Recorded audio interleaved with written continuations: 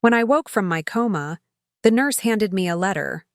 My mother-in-law, Corinne, had packed up my belongings from Blackwater Estate, claiming my husband Victor would need space to grieve and move on. The family lawyer was coming tomorrow to discuss transitional arrangements for my departure. I should have been devastated, but instead, I smiled. Before we jump back in, tell us where you're tuning in from, and if this story touches you, make sure you're subscribed. Because tomorrow, I've saved something extra special for you. My fingers traced the edge of the pendant hidden beneath my hospital gown, the one containing the microSD card with 3 years of recorded conversations. Corinne Westbrook had finally made her move, exactly as I'd anticipated. She just didn't realize that according to Victor's grandfather's original will, I didn't just have a right to live at Blackwater Estate. I owned it entirely. 6 years ago, I met Victor Finley at a charity gala in Stonecreek Valley. I was working as an architectural preservationist, dedicated to saving historic buildings from developers. Victor was the heir to Blackwater Estate, one of the oldest properties in Valerian County, and he'd been intrigued by my passionate speech about heritage conservation. Our romance blossomed quickly. Victor was charming, thoughtful, and shared my love for historical architecture. When he proposed after 8 months, I was caught in a whirlwind of happiness. What I didn't fully grasp then was that I wasn't just marrying Victor, I was marrying into the Westbrook Finley dynasty, a family whose wealth and influence stretched back generations in the Blue Ridge Mountains. My first meeting with my future mother-in-law at Blackwater Estate should have been a warning. Corinne Westbrook Finley stood at the top of the grand staircase, her silver-streaked dark hair pulled into a perfect chignon, her eyes assessing every detail of my appearance. "Margot, what an unusual name," she said, descending the stairs with practiced grace. "Victor tells me you work in building preservation?" The subtle emphasis made my profession sound like a quaint hobby. "Historic architectural preservation," I corrected gently. "Currently, I'm working on the Valerian County Courthouse restoration." "How fascinating," she replied, though her tone suggested otherwise.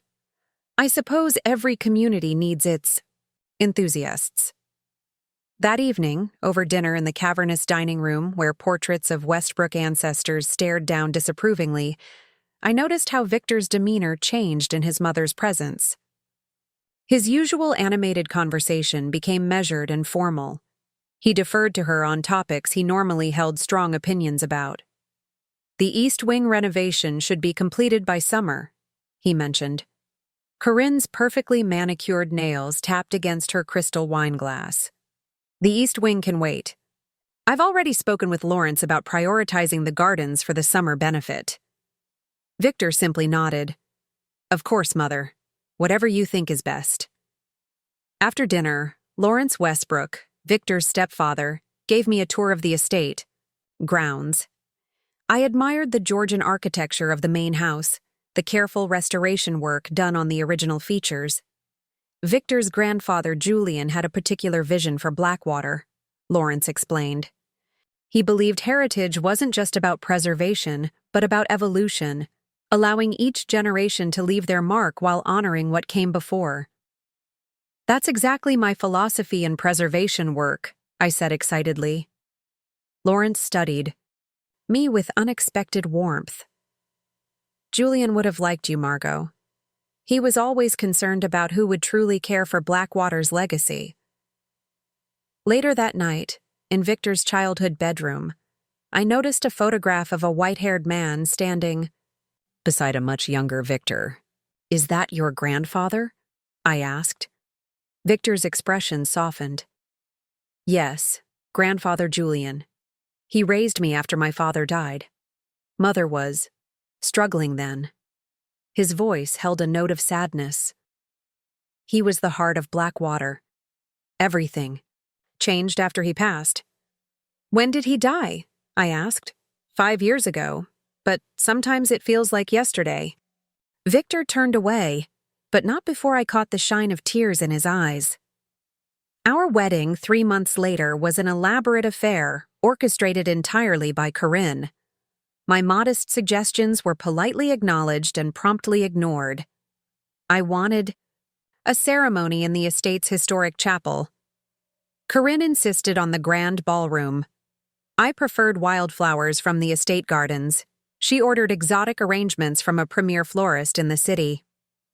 "Darling, this isn't just your wedding," Corinne explained when I expressed frustration to Victor.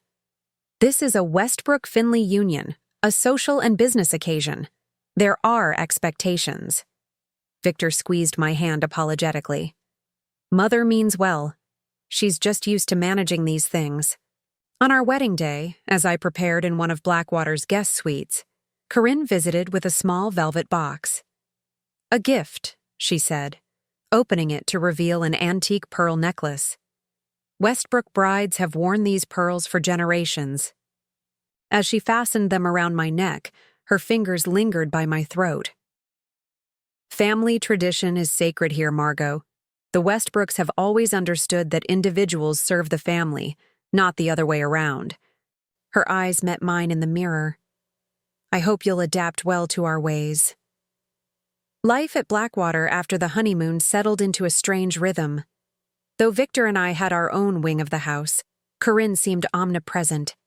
She arranged our social calendar, selected the staff who worked in our section of the house, and presided over family dinners with rigid formality. I tried establishing my place in the household, suggesting updates to some of the deteriorating historical features, offering to use my professional connections to enhance the property's historical registry status. Each suggestion was met with the same response from Corinne.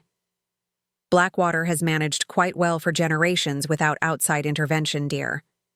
Perhaps focus on being a good wife to Victor for now." 4 months into our marriage, I discovered Vivienne Pascal, the estate manager, examining the foundation in the rarely used north wing. "Moisture damage," she explained, showing me the concerning deterioration. "I've been trying to get Mrs. Westbrook to approve repairs for months, but she insists there are no funds available for this section." "That's strange," I said. "Victor mentioned the estate trust has dedicated preservation funds." Vivienne's expression turned guarded. "Did he? That's interesting, because I've been told repeatedly that the preservation fund was depleted years ago." That evening, I asked Victor about the trust funds. His response was oddly evasive. "Mother handles all the financial arrangements with Lawrence. It's always been that way." "But shouldn't you be involved? Especially with your background in finance?"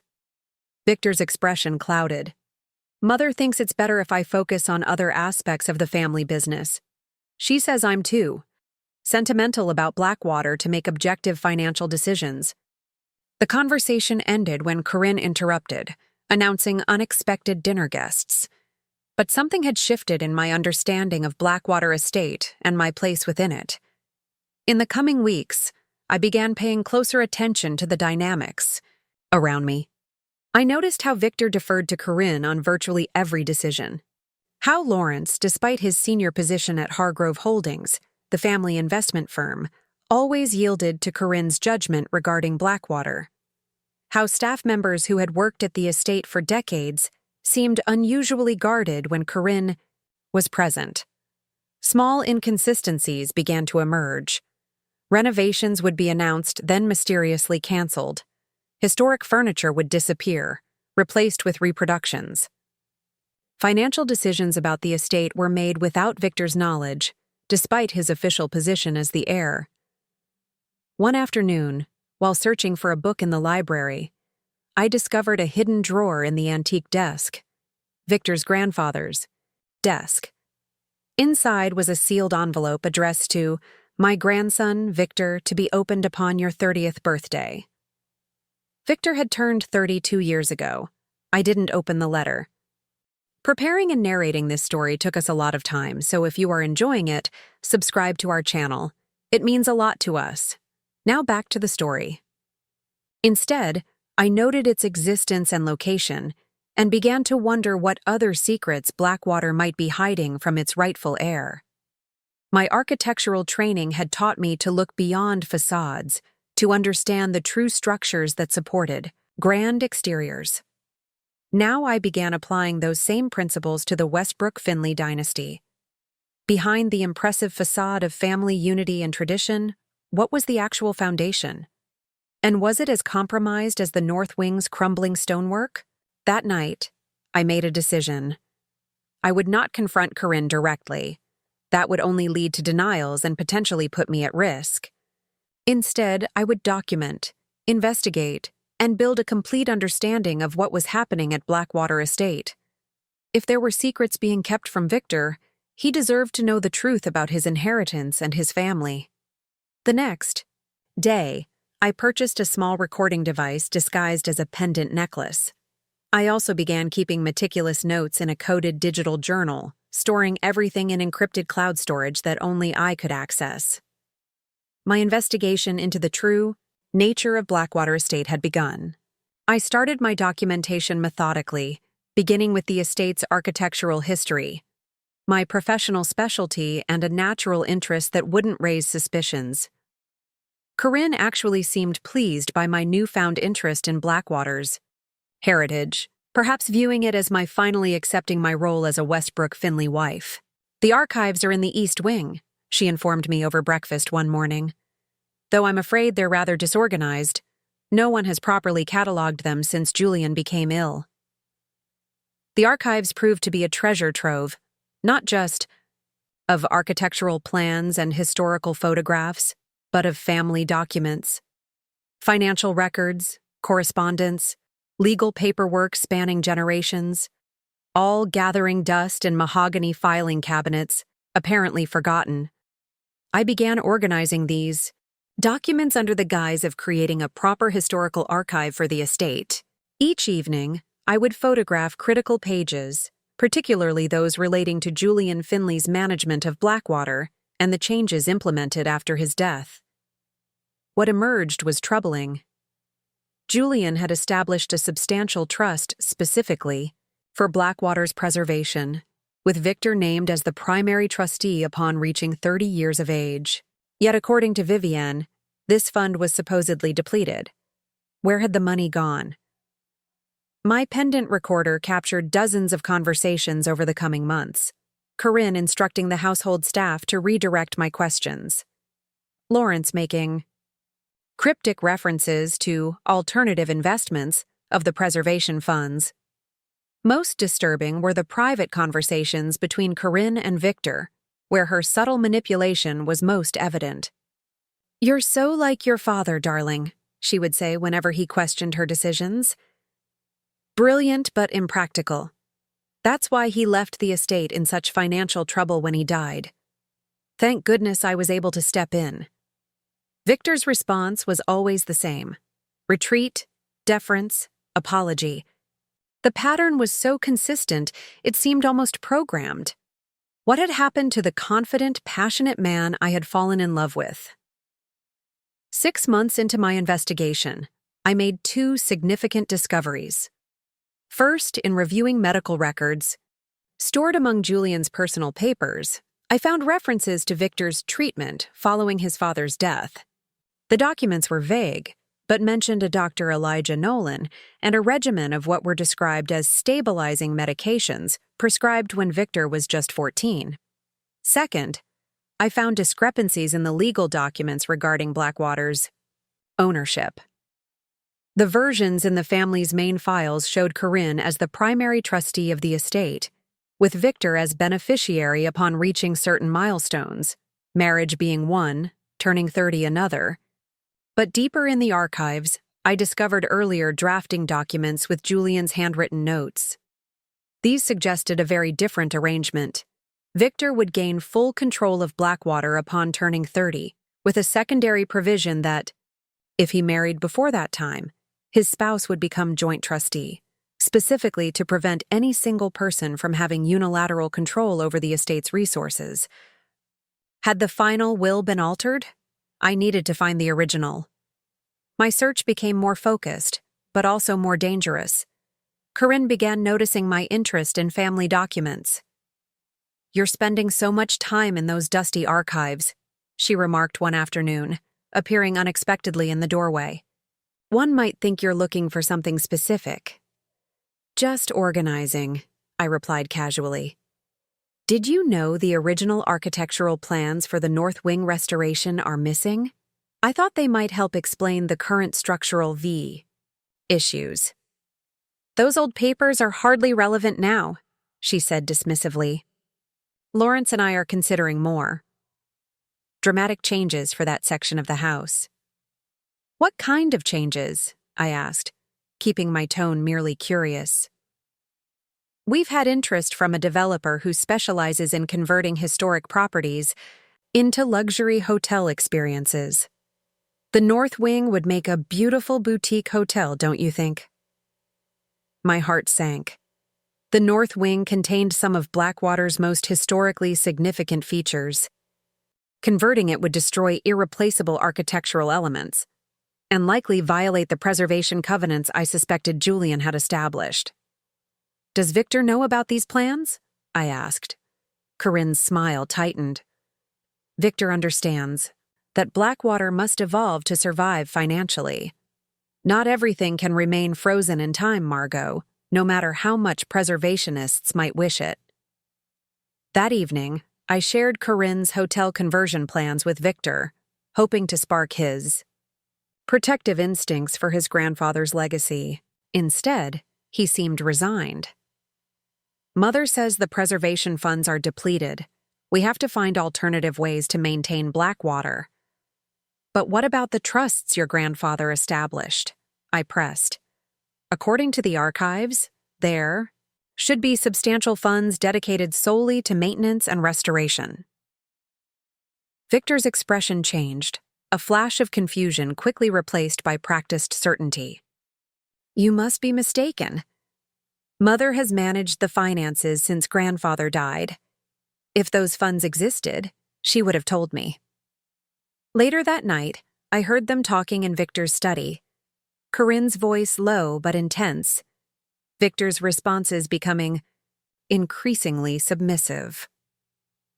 My pendant recorder captured it all: Corinne's subtle reminders of Victor's fragile condition after his father's death, her insistence that the medications Dr. Nolan prescribed were still necessary for his stability, her warnings about the dangers of becoming fixated on the past, like his grandfather. I began researching Dr. Elijah Nolan. He wasn't listed in any medical directories, but I eventually found references to him in connection with an exclusive treatment center called Meridian Behavioral Institute, which specialized in behavioral modification for exceptional young adults. Meanwhile, I continued searching for Julian's original will. If my suspicions were correct, it would be the key to understanding what had really happened after his death, and potentially to protecting Blackwater from Corinne's plans. 18 months into my marriage, during a rare weekend when Corinne and Lawrence were away attending a benefit in the city, I made a breakthrough. Vivienne Pascal, who had become a cautious ally, mentioned a hidden safe in Julian's old study, now used as a storage room. Mr. Julian was very private about certain documents, she explained. He didn't trust banks for his most important papers, said family matters should stay within the family walls. The safe was concealed behind a false panel in the fireplace surround. It took hours of careful inspection to locate it, and I had no way to open it. But now I knew where to look when the opportunity arose. That opportunity came 3 months later, when I discovered the combination in a coded note tucked into Julian's personal Bible, the numbers corresponding to birth dates of Finley ancestors. With Corinne occupied hosting the garden club and Victor attending a business meeting in the city, I finally accessed the safe. Inside was the original will, exactly as I suspected. According to Julian's true wishes, Victor had inherited full control of Blackwater on his 30th birthday 2 years ago. More significantly, there was a codicil stating that if Victor married, his spouse would become joint trustee with equal control over the estate, a safeguard Julian had implemented out of concern for undue influence over his grandson. By the Legal terms of the original will, I had been co-owner of Blackwater Estate since the day I married Victor. Also in the safe were medical records documenting the treatments administered to Victor after his father's death. Treatments that appeared to be a combination of powerful anti-anxiety medications and what was described as compliance therapy. The records were signed by Dr. Nolan and authorized by Corinne as Victor's guardian. I photographed everything, encrypted the files, and returned the documents to the safe. That same day, I contacted Maxwell Hargrove, a lawyer not connected to the family, sending him copies of what I'd discovered without revealing my full suspicions. "I'd like an independent legal opinion on these documents," I explained. "Hypothetically speaking, what would their implications be if they were authentic?" Hargrove's response confirmed my worst fears. "If these are indeed authentic, they suggest a clear case of will suppression and potential medical battery against the heir. The original trustee would have been legally obligated to transfer control according to these terms. Failure to do so constitutes fraud." Over the next year, I expanded my investigation, documenting every aspect of Corinne's management of Blackwater.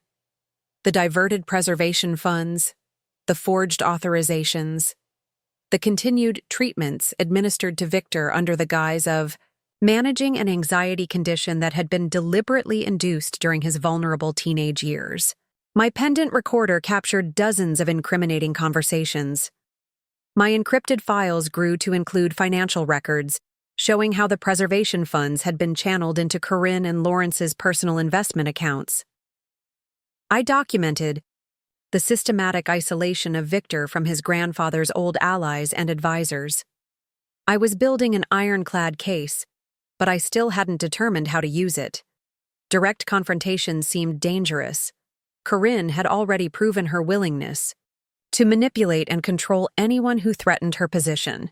And Victor, still under the influence of both psychological conditioning and medication, might not be ready to accept the truth. Then came the accident that nearly derailed everything, and ultimately provided the perfect catalyst. It happened during my inspection of the deteriorating North Wing foundation. A section of flooring collapsed, sending me crashing 15 feet into the old cellar. I suffered a concussion, a broken arm, and internal bleeding that required emergency surgery. The doctors placed me in a medically induced coma to reduce brain swelling. I spent 3 weeks unconscious at Meridian General Hospital. During that time, according to the nurses, Corinne visited regularly, the picture of a concerned mother-in-law. Victor came daily, distraught and increasingly sedated as the weeks passed. What Corinne didn't know was that I had prepared for contingencies. My friend Daphne Carter, a fellow preservationist who had grown suspicious of the Westbrooks, had instructions to monitor my cloud storage and contact Maxwell Hargrove if I didn't check in every 72 hours. When I finally regained consciousness, the nurse handed me a sealed note that had been left by Corinne. "Your mother-in-law asked us to give you this when you woke up," she explained. "She said it was important you had time to process it before she visited again." The note was coldly efficient. While I was unconscious, Corinne had packed my personal belongings and moved them to storage. She expressed concern about my accident occurring in a restricted area of the house where I had no authority to be. She suggested that upon my recovery, we should discuss appropriate living arrangements, as Victor found my obsession with estate matters distressing, and he needed space to process this trauma. The family lawyer would be visiting tomorrow to discuss these transitional arrangements. I carefully folded the note and asked the nurse for my personal effects. My pendant was there, the microSD card still safely hidden inside its secret compartment. My phone had several missed calls from Daphne and Maxwell Hargrove. When the nurse left, I called Hargrove immediately. "Thank God," he said when he heard my voice. "We were about to file emergency interventions. Your friend Daphne has been monitoring the situation at Blackwater. It's worse than we thought." Hargrove explained that during my coma, Corinne had taken complete control of the narrative. She'd told everyone that my accident occurred because I was unstable and obsessively searching for non-existent documents. She'd restricted Victor's hospital visits and increased his medication, claiming, "The stress of my accident had triggered an episode similar to his teenage breakdown." Most alarmingly, she'd begun the process of having me declared mentally incompetent, using the obsessive behavior leading to my accident as evidence. The transitional arrangements mentioned in her note were likely the first step toward institutionalization, possibly at the same Meridian Behavioral Institute where Victor had been treated as a teenager. "We need to move quickly," Hargrove advised. "Based on the documentation you provided, I've prepared legal filings to contest the altered will and establish your rightful position as co-trustee of Blackwater.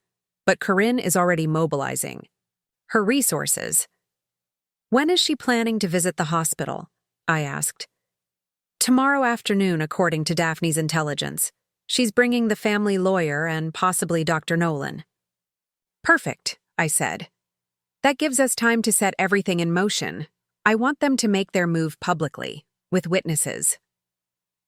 The next morning, I asked the nursing staff to allow several visitors around the time of Corinne's expected arrival, specifically Daphne Carter and Maxwell Hargrove.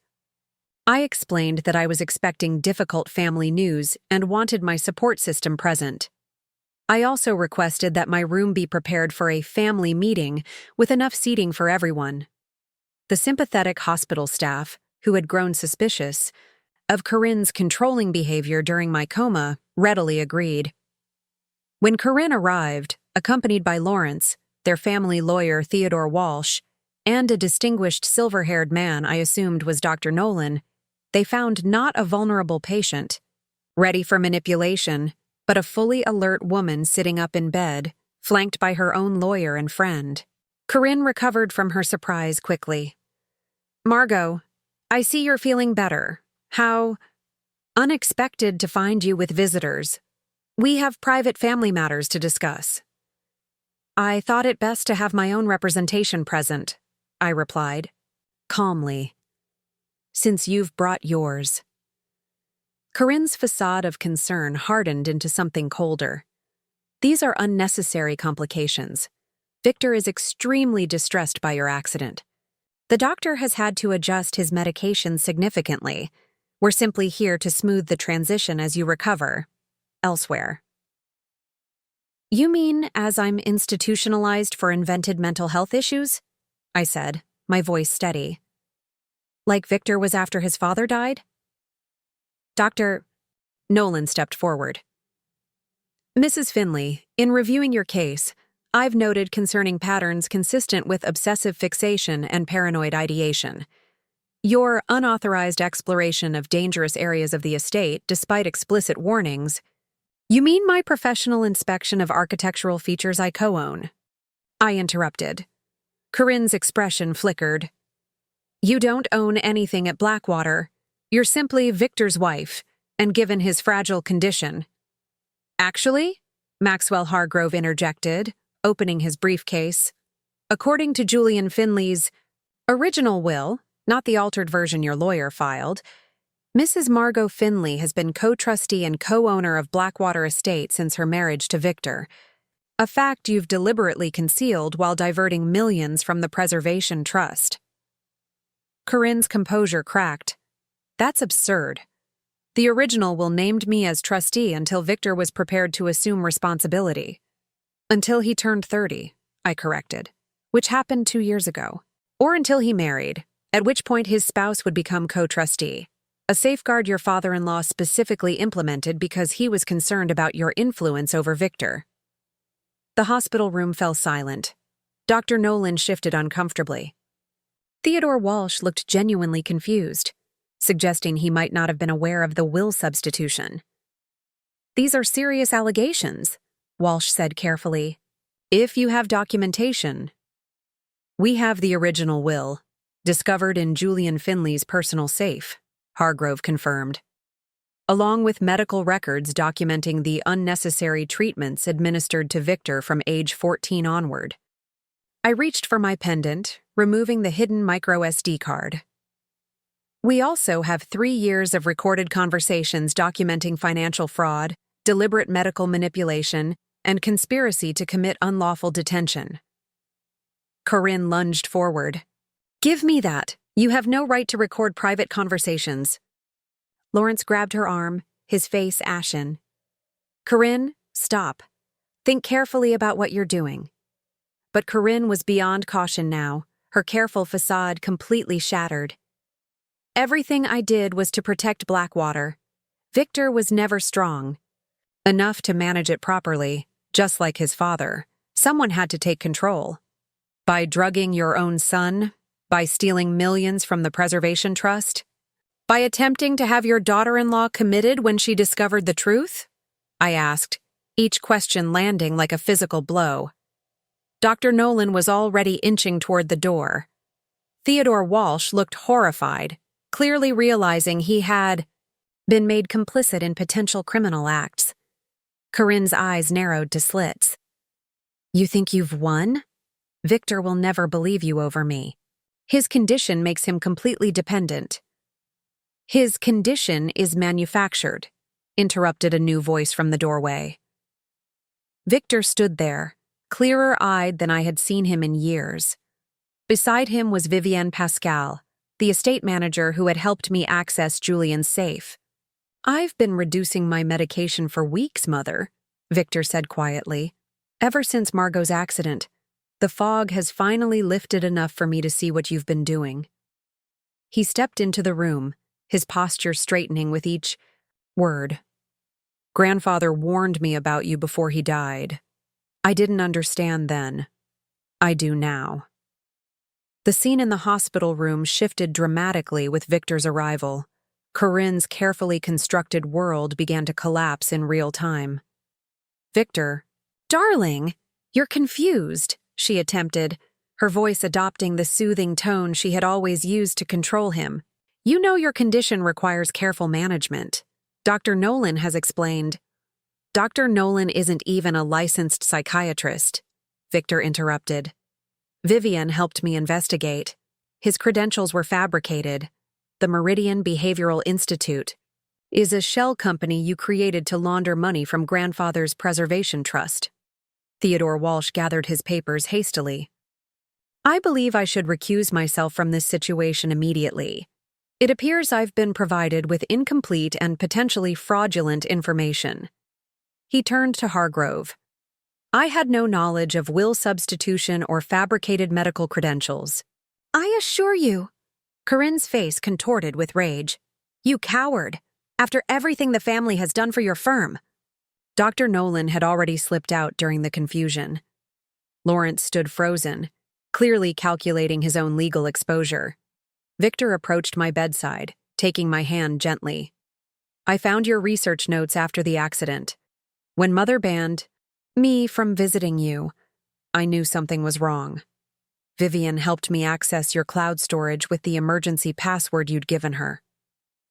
"You've been investigating my mother for 3 years," he continued, his voice a mixture of admiration and regret, "while I was too medicated to see what was happening right in front of me." Hargrove seized the momentum. "We've filed emergency injunctions freezing all assets associated with Blackwater Estate. We've also submitted the original will for authentication and petitioned for immediate enforcement of its terms." Lawrence finally spoke, his businessman's instincts for self-preservation taking over. "I believe there may have been some misunderstandings about financial allocations. As Corinne's husband, I had no direct access to the trust documentation. I simply managed investments as directed." "Save it for your deposition, Lawrence," Victor said coldly. "The financial records show your signature on dozens of fraudulent transfers." Corinne made one last desperate attempt. "Victor, everything I did was for you. Your father would have destroyed our legacy with his reckless management. I had to take control to preserve Blackwater for future generations. By destroying its historical features for a boutique hotel? By drugging me into compliance? By trying to institutionalize my wife when she discovered the truth?" Victor's voice grew stronger with each question. "That's not preservation, Mother. That's destruction motivated by greed and control." Daphne, who had been quietly recording the entire confrontation, caught my eye and nodded. Another piece of evidence documented. Corinne saw the exchange and lunged at Daphne. "Give me that phone. You have no right." Hospital security, alerted by the commotion, appeared in the doorway. 2 uniformed officers accompanied them. "Is there a problem?" "Here?" one of the officers asked. Maxwell Hargrove stepped forward. "Officers, we'd like to report multiple crimes including fraud, financial exploitation, conspiracy, and medical battery. We have documentation ready for your review." As Corinne was escorted from the room, still protesting her innocence and threatening legal consequences, the carefully maintained illusion of Westbrook family perfectionism shattered completely. Hospital staff who had witnessed the confrontation exchanged shocked glances. Lawrence, abandoned by Walsh and seeing no path to self-preservation, followed the officers willingly, already offering to cooperate in exchange for leniency. Within hours, news of the Westbrook Finley scandal began spreading through Valerian County. By evening, it had reached regional news outlets. Within days, it would become a national story about wealth, exploitation, and decades of manipulation finally exposed. 6 months after my hospital confrontation with Corinne, I stood on Blackwater's restored north wing balcony, watching autumn leaves drift across the estate grounds. My arm had healed, though I still experienced occasional headaches from the concussion. The physical recovery had been straightforward compared to the emotional and legal aftermath of exposing Corinne's decades of manipulation. Victor joined me, wrapping a blanket around my shoulders against the October chill. He looked younger, somehow the perpetual tension in his features replaced by a new calmness. "The prosecution offered Corinne a plea deal today," he said quietly. 15 years with possibility of parole after 10, in exchange for full financial disclosure and testimony against her co-conspirators. "Will she take it?" I asked. "Her lawyer thinks she should. The evidence is overwhelming." He sighed. Lawrence has already accepted a similar arrangement. 5 years in exchange for his testimony. I leaned against the stone balustrade, considering how completely the Westbrook Finley dynasty had collapsed. Once loyal family associates had distanced themselves or turned state's evidence. The family's social standing had evaporated overnight. The carefully cultivated image of aristocratic perfection had been revealed as a facade, concealing decades of exploitation and fraud. "What about Dr. Nolan?" I asked. "Arrested in Canada last week. He's facing charges related to practicing medicine without a license, medical battery, and conspiracy." The investigation had revealed that Nolan was actually Thomas Wilkins, a failed psychology student who had been employed by Corinne for years, posing as a medical professional to administer unnecessary medications to Victor and other family members who questioned her authority.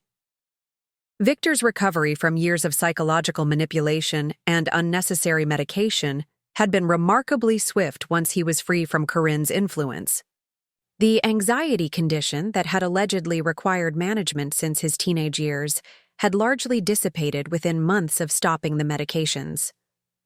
"The Foundation Board approved all our restoration proposals," Victor said, changing the subject to something more hopeful.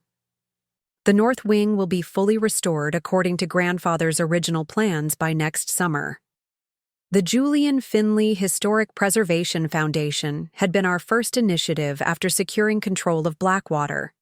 Using recovered funds from Corinne's fraudulent accounts, we had established a protected trust dedicated to preserving historic properties throughout Valerian County, with Blackwater as its flagship project. "And the educational program?" I asked. Victor smiled. 15 architecture students will begin their preservation residencies next month. Vivian has their accommodations ready in the East Wing. Transforming portions of Blackwater into an educational center for architectural preservation students had been Julian's unrealized dream, one we had discovered in his personal papers. Now it would become reality, creating a legacy far more meaningful than the boutique hotel Corinne had envisioned. Inside the house, I could hear the preservationists at work, carefully restoring original features that had been neglected or deliberately damaged during Corinne's tenure. The sounds of reconstruction, hammers tapping, voices calling measurements, the occasional burst of laughter, brought the old house to life in ways it hadn't experienced in decades. "Sometimes I still can't believe what she did," Victor said, softly. "My own mother." I took his hand.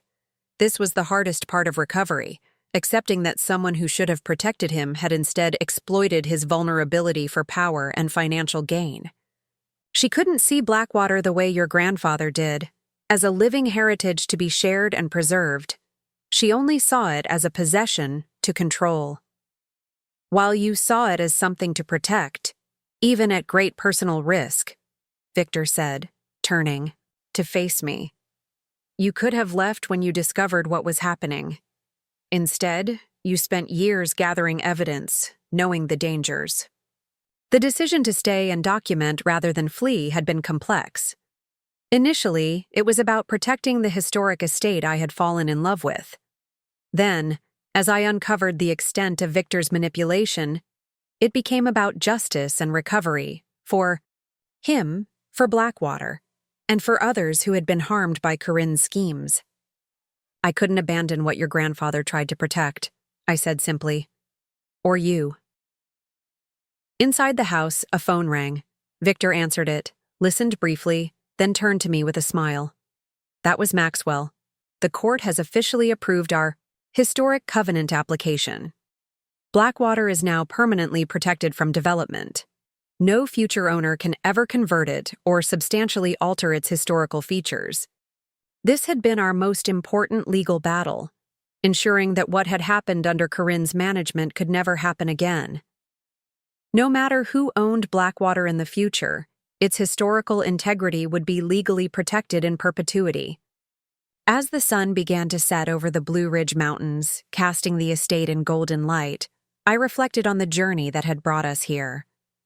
From my first suspicions to the meticulous documentation, from my near-fatal accident to the confrontation that finally exposed decades of manipulation, each step had been necessary to reclaim both Blackwater's legacy and Victor's autonomy. "There's one more thing," Victor said, pulling an envelope from his pocket. "The restoration team found this behind a panel in Grandfather's study. It's addressed to both of us." The envelope contained a letter written in Julian Finley's distinctive handwriting, apparently concealed shortly before his death. "To my grandson Victor and his future partner," it began. "If you're reading this, you've discovered the truth I feared would be hidden after my passing. Corinne's influence over this family has always been motivated by control rather than care. I've tried to create safeguards to protect you and Blackwater's legacy, but I fear they may not be enough against her determination." The letter continued, explaining Julian's concerns about the psychological manipulation he had observed, his attempts to document the unauthorized treatments Victor had received, and his hope that Victor would find a partner strong enough to help break Corinne's control. "Blackwater isn't just stone and timber," the letter concluded. "It's a living testament to our values: preservation balanced with innovation, respect for history alongside openness to change. I trust you to honor this balance in ways Corinne never could. The true legacy of Blackwater isn't in its walls, but in the integrity of those who protect it." Victor's eyes shimmered with tears as he carefully folded the letter. He knew. All this time, he knew what was happening and tried to protect me. "And he succeeded," I said gently. "Not immediately, but eventually. Through you, through the will, through creating structures that allowed the truth to emerge." 2 weeks later, we hosted the first public tour of Blackwater since reclaiming control of the estate. Local historical societies, preservation students, and community members who had known Julian walked through the partially restored rooms, exclaiming over architectural details that had been hidden or neglected during Corinne's tenure. Among the visitors was Terrence Finley, Victor's estranged uncle who had been systematically excluded from family gatherings after questioning Corinne's management of the estate years ago. "You've accomplished what many of us tried and failed to do," Terence told me as we stood in the library where I had first discovered Julian's hidden safe. Corinne was masterful at isolating anyone who challenged her. One by one, Julian's allies were pushed away, our concerns dismissed as jealousy or instability. "It took an outsider," I acknowledged. "Someone she couldn't control through shared history or family loyalty." "And exceptional patience," Terence added. "Lesser people would have confronted her immediately or simply left." The patience had been crucial. Had I confronted Corinne directly when I first discovered discrepancies, I would likely have been discredited, perhaps even subjected to the same kind of treatment Victor had endured. By methodically building a comprehensive case over years, I had ensured that when the confrontation finally came, it was decisive.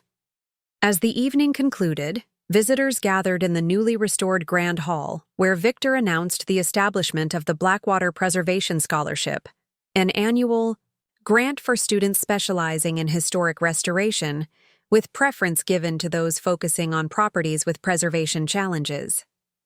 My grandfather believed that preservation isn't just about maintaining physical structures, but about protecting the values and principles they embody, Victor told the assembled crowd. This scholarship honors his vision by supporting the next generation of preservationists who understand that heritage is both a gift to honor and a responsibility to uphold. Later that night, after the last guests had departed, Victor and I walked the grounds of Blackwater, the path lit by the same antique lanterns that had guided Julian Finley decades earlier. "You know what's ironic?" Victor said as we paused. "By the rose garden his grandfather had planted. All those years, Mother claimed to be preserving Blackwater's legacy while actually destroying it. You actually preserved it while appearing to threaten her control. True preservation requires understanding what's worth protecting and what needs to evolve," I replied. "Your grandfather understood that. Corinne never did." 1 year after my accident, the criminal trials concluded with guilty verdicts for Corinne, Lawrence, and their key accomplices. The financial recovery team had traced and reclaimed over $12 million in misappropriated trust funds, money now being used to establish preservation projects throughout the region. But the most meaningful outcome wasn't measured in legal victories or financial recoveries. It was visible in the renewed vibrancy of Blackwater itself. Historic features that had been neglected or deliberately hidden were now restored. Spaces that had been unused for decades now bustled with activity as students and preservationists worked side by side. In the newly renovated North Wing, the section where my near-fatal accident had occurred, we established the Julian Finley Research Center, dedicated to documenting and preserving at-risk historic properties throughout the Blue Ridge region. The center's first project was creating a comprehensive guide for identifying and legally protecting historically significant buildings vulnerable to development pressure. Victor, freed from both medication and manipulation, rediscovered his passion for architectural history, an interest Corinne had systematically discouraged as impractical. He now taught regular workshops for preservation students, sharing the knowledge of Blackwater's construction and history that his grandfather had passed to him. As for me, I continued my preservation work with a deeper understanding of what it truly meant to protect a legacy. Sometimes preservation wasn't just about buildings, but about the human values they represented. Sometimes the most important elements to protect were invisible to the eye, the stories, principles, and truths embedded within the visible structure. 2 years after Corinne's conviction, I stood in Julian Finley's restored study, now a warm, welcoming space rather than the storage room Corinne had relegated it to. On the wall hung a simple framed quote from Julian's letter. "The true legacy of Blackwater isn't in its walls, but in the integrity of those who protect it." Victor entered, carrying architectural plans for the spring garden restoration. The Historical Society just confirmed Blackwater has been designated a National Historic Landmark, the highest level of protection possible. I smiled, running my hand along the restored oak paneling that had witnessed generations of Finley family history, both the honorable chapters and the darker ones we had exposed. When your mother threw my things out while I was in the hospital, she thought she was finally eliminating the threat to her control, I reflected. She never understood that Blackwater itself was always the witness to her actions. The house kept its secrets until someone cared enough to listen. Victor nodded, understanding exactly what I meant. Grandfather used to say that old houses have memories longer than the people who live in them. He was right, I said, looking out the window at the estate stretching before us, now protected in perpetuity from those who would exploit rather than preserve it. And sometimes those memories are just waiting for the right person to hear them. The story of Blackwater Estate, of patient documentation, strategic timing, and justice finally served, became something of a legend in preservation circles. But for those of us who had lived through it, the lesson was deeply personal. True preservation wasn't just about maintaining physical structures, but about protecting the principles and truths they embodied, even when that protection required extraordinary patience and courage. Corinne had never understood that throwing out my belongings couldn't erase my connection to Blackwater, a connection that went beyond legal ownership to something deeper, a shared commitment to preserving not just a historic estate, but the values of truth and integrity it represented. In the end, that commitment had proven stronger than all of Corinne's manipulation, deception, and control. And Blackwater, with its stone foundations and timber beams, its hidden safes and secret passages, stood as testament to an enduring truth. Patience and documentation are often the most powerful tools against those who would distort history for their own gain. 15 years after reclaiming Blackwater Estate, I stood in the newly completed international wing of the Valerian Preservation Institute. What had begun as a modest educational program in Blackwater's restored North Wing had evolved into a globally recognized center for heritage conservation, drawing preservation specialists from around the world. The expansion had been Victor's vision, transforming our regional preservation efforts into an international exchange of restoration techniques, legal protection strategies, and community engagement methods. The Institute now hosted year-round residencies for preservation professionals addressing challenges from Venice's rising waters to earthquake damage in historic Japanese temples. The UNESCO representatives arrive tomorrow, Vivian reminded me as she joined me in the new lecture hall. Now, in her 60s but showing no signs of slowing down, she had transitioned from estate manager to the Institute's chief operations officer. The World Heritage Site Evaluation Committee wants a full tour of both the physical facilities and the digital preservation archives. UNESCO's interest represented the culmination of years of methodical work, the Valerian methodology for documenting and protecting vulnerable historic sites had gained international attention after successfully preserving dozens of at-risk properties throughout the American Southeast. Now, preservation specialists from heritage organizations worldwide were adopting our protocols for identifying legal vulnerabilities in protection status and systematically addressing them before physical deterioration became critical. Are the digital demonstration stations ready? I asked, examining the sleek multimedia displays that lined the hall's perimeter. Each station showcased a different aspect of Blackwater's transformation, from contested inheritance to preservation center, alongside case studies of properties saved through similar methodologies. All operational, Vivian confirmed.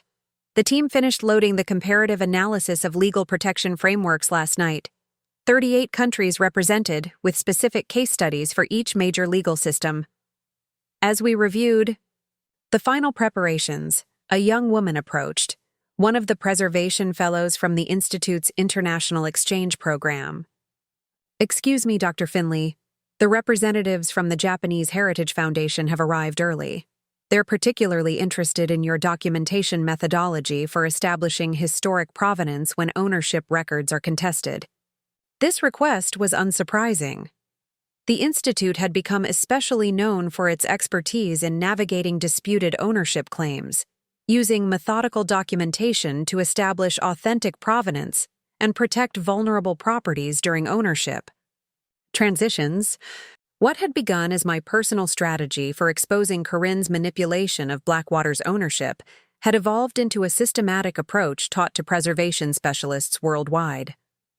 "Please show them to the East Conference Room," I responded. "I'll join them shortly with the relevant materials."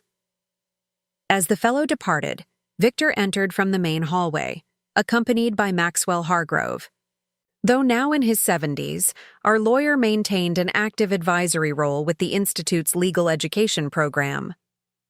The Ministry of Cultural Heritage representatives just confirmed their participation in next month's symposium, Victor announced.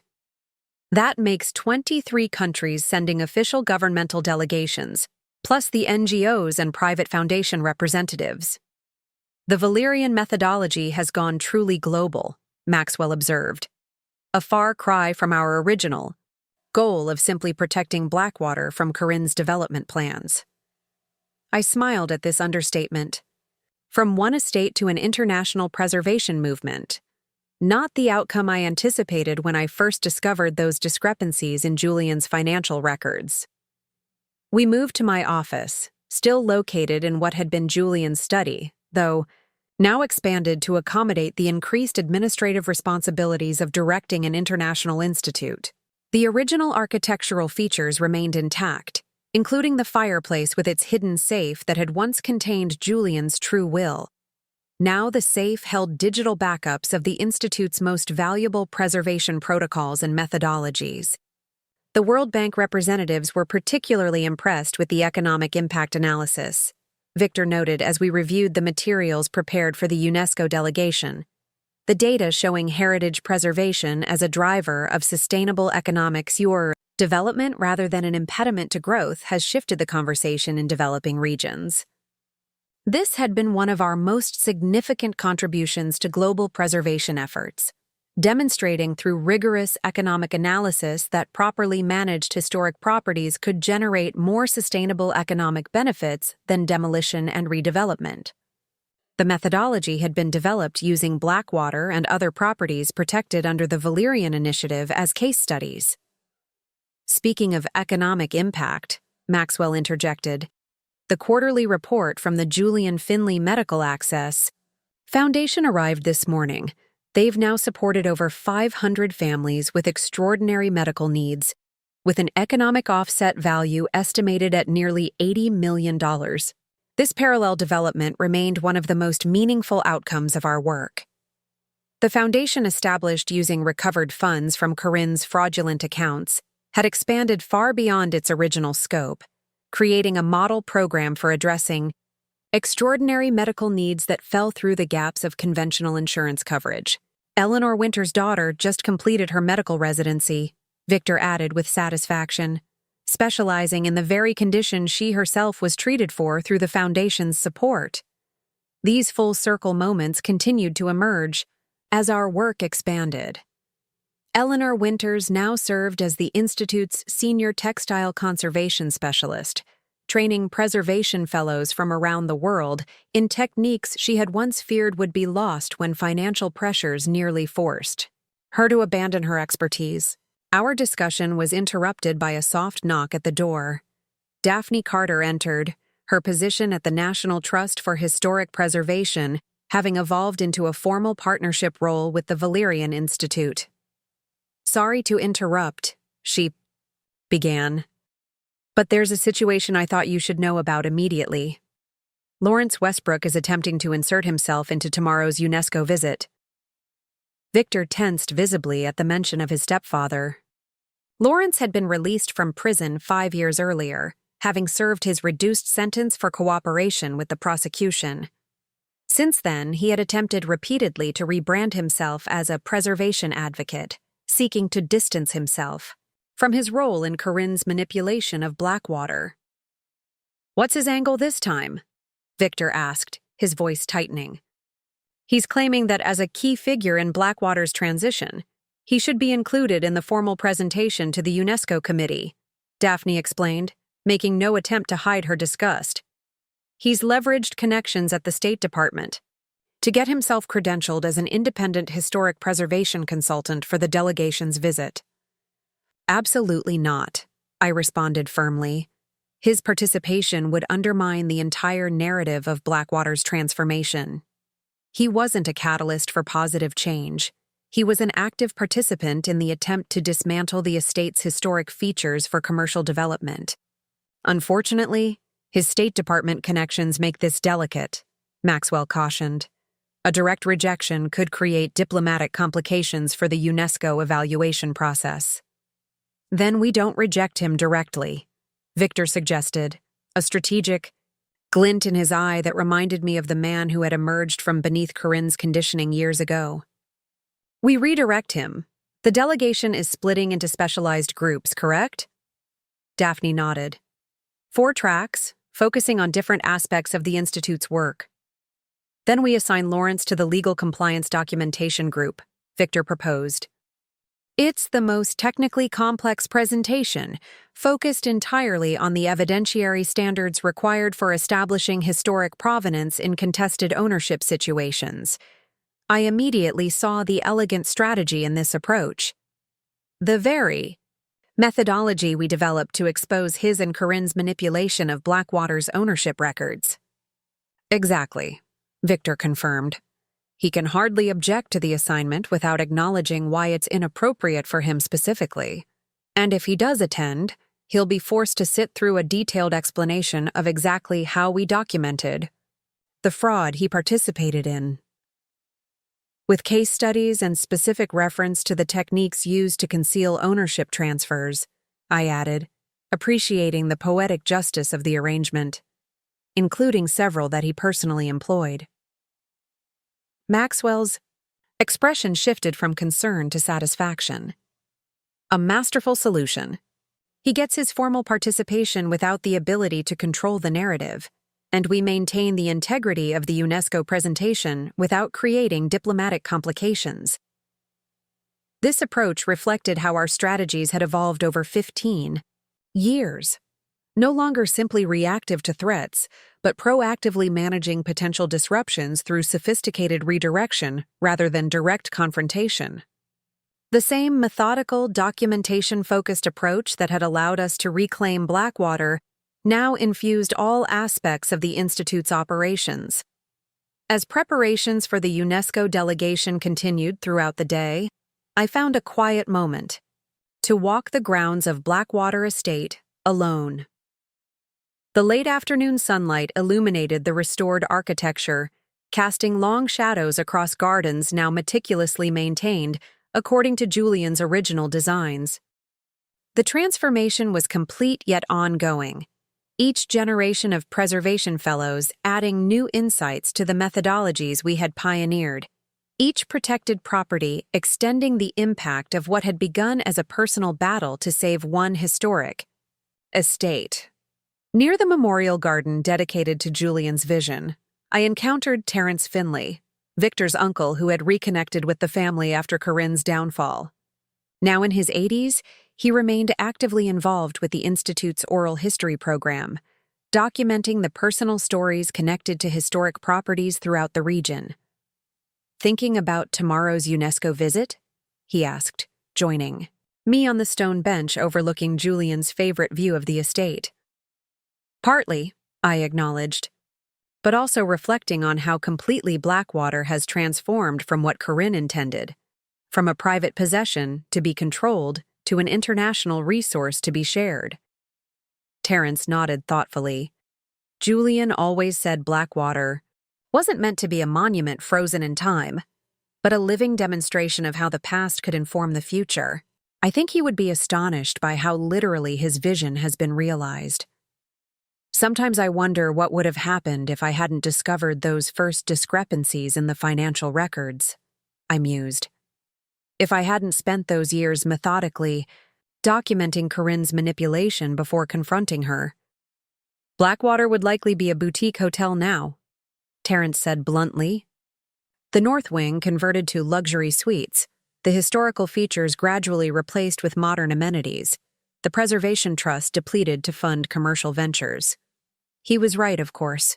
Without the patient documentation that had exposed Corinne's manipulation, Blackwater's transformation would have followed a very different trajectory. What had begun as my professional instinct to investigate architectural discrepancies had evolved into a methodology now being adopted by preservation specialists worldwide.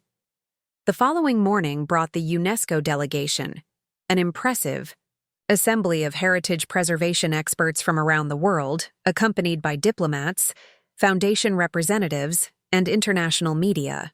The formal evaluation would determine whether the Valerian preservation methodology would be officially endorsed as a UNESCO-recommended approach for protecting vulnerable historic properties globally. As predicted, Lawrence Westbrook appeared, with the State Department representatives, his attempt to insert himself into Blackwater's narrative as transparent as it was inappropriate. Following our strategy, he was smoothly directed to the legal documentation presentation group, a decision he could hardly protest without revealing his specific concerns about that particular topic. The UNESCO visit unfolded over 2 days of detailed presentations, site tours, and technical demonstrations. The delegation examined every aspect of the Institute's work, from the physical restoration techniques pioneered in Blackwater's North Wing to the digital archives documenting thousands of at-risk properties worldwide. Of particular interest was the Institute's approach to community engagement, ensuring that historic preservation served the needs of local populations rather than displacing them. The Henderson family from Sycamore Street presented their experience as a case study, describing how the Valerian methodology had allowed them to maintain ownership of their historic Victorian while addressing structural issues that would otherwise have forced its sale and likely demolition. Before the Valerian initiative, preservation was often seen as an elite concern, Mrs. Henderson explained to the assembled delegates. Something that happened to communities rather than with them. The methodology developed here at Blackwater changed that paradigm completely, making preservation a collaborative process that serves both architectural heritage and community needs. This transformation in approach had perhaps been our most significant contribution to the field. Traditional preservation efforts had often prioritized buildings over the people who inhabited them, creating patterns of gentrification that displaced original communities. The Valerian methodology explicitly addressed this issue, integrating community retention strategies into all preservation planning.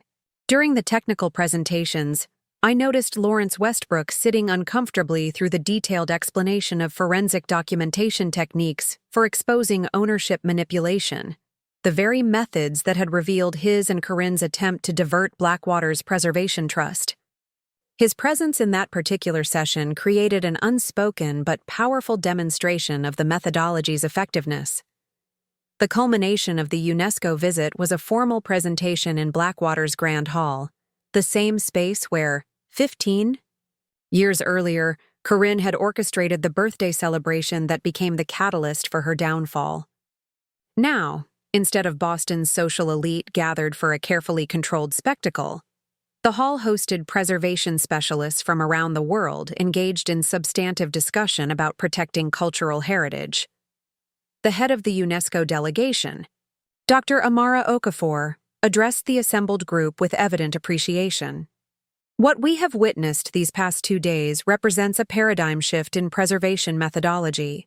The Valerian approach demonstrates that architectural heritage protection is not merely about maintaining physical structures, but about documenting and securing the legal, financial, and community frameworks that enable those structures to survive and thrive. She turned to acknowledge Victor and me. Most significantly, this institute has transformed a personal victory, the protection of a single estate from inappropriate development, into a global resource. The methodologies pioneered, here at Blackwater are already protecting vulnerable historic properties across 5 continents. The formal endorsement that followed would establish the Valyrian methodology as the international standard for identifying and addressing threats to historic properties, particularly those facing ownership disputes or legal vulnerabilities. What had begun as my strategy for exposing Corinne's manipulation would now guide preservation efforts worldwide. After the delegates departed, Victor and I found ourselves alone in Julian's study, the evening light filtering through the windows his grandfather had designed to capture the sunset's glow on the surrounding hills. 15 years, Victor said, quietly. From lying in a hospital bed reading Mother's letter about your belongings being removed from Blackwater to hosting a UNESCO delegation endorsing our methodology as an international standard. Not exactly what she had planned when she tried to have you erased from the estate. The ultimate irony, I agreed, is that her attempt to remove me became the catalyst for everything that followed. Without that moment, the physical attack at my birthday party, the hospitalization, her letter, we might never have exposed the full extent of her manipulation. Patient documentation vindicated by perfect timing, Victor observed. The approach that saved Blackwater now saving historic properties worldwide. The phrase captured the essence of what had evolved from our experience, not just specific preservation techniques but a philosophical approach that valued methodical evidence, gathering over impulsive confrontation, strategic timing over immediate reaction.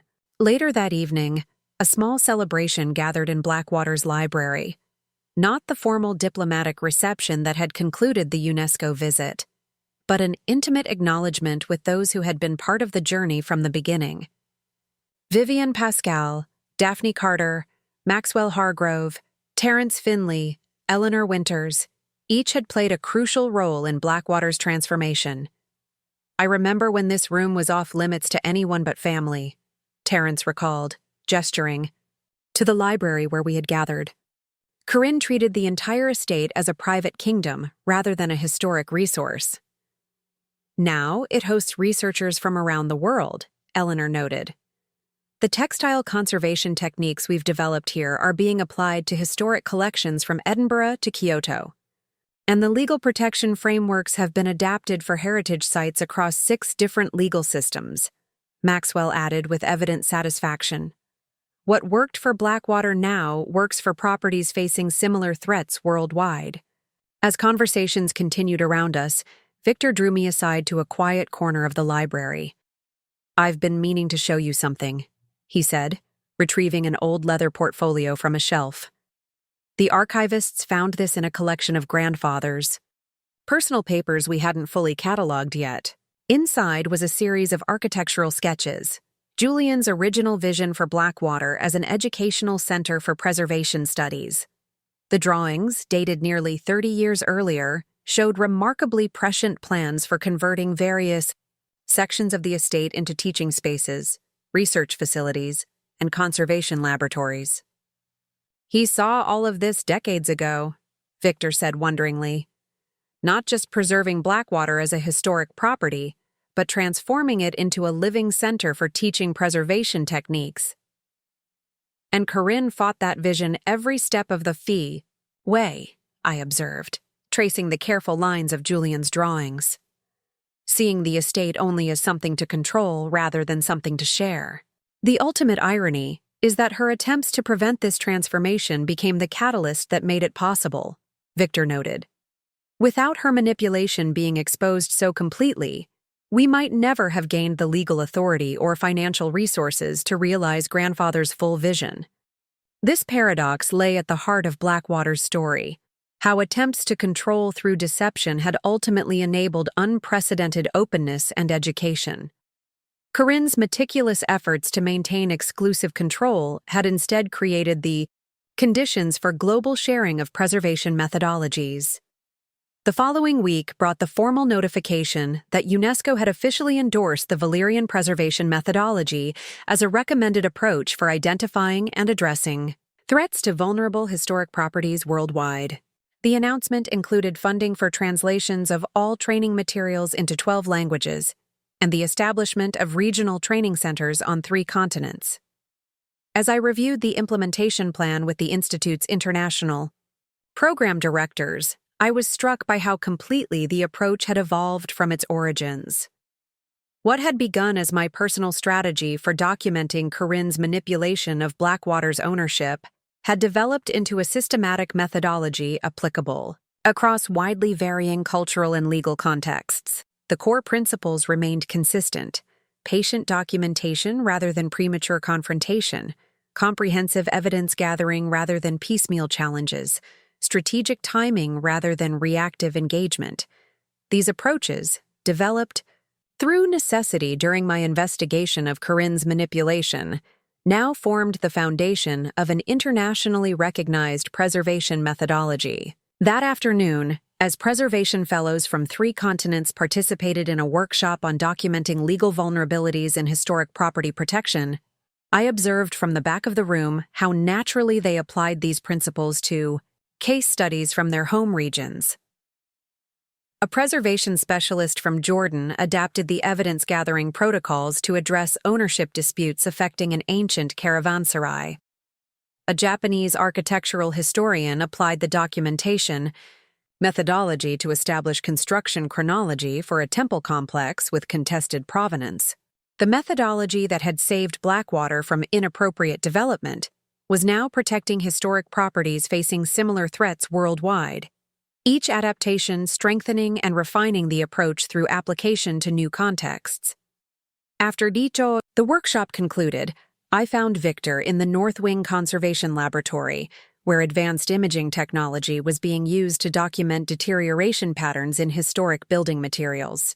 Once slated for conversion to a boutique hotel under Corinne's plans, this section of Blackwater now housed some of the most sophisticated preservation technology in the world.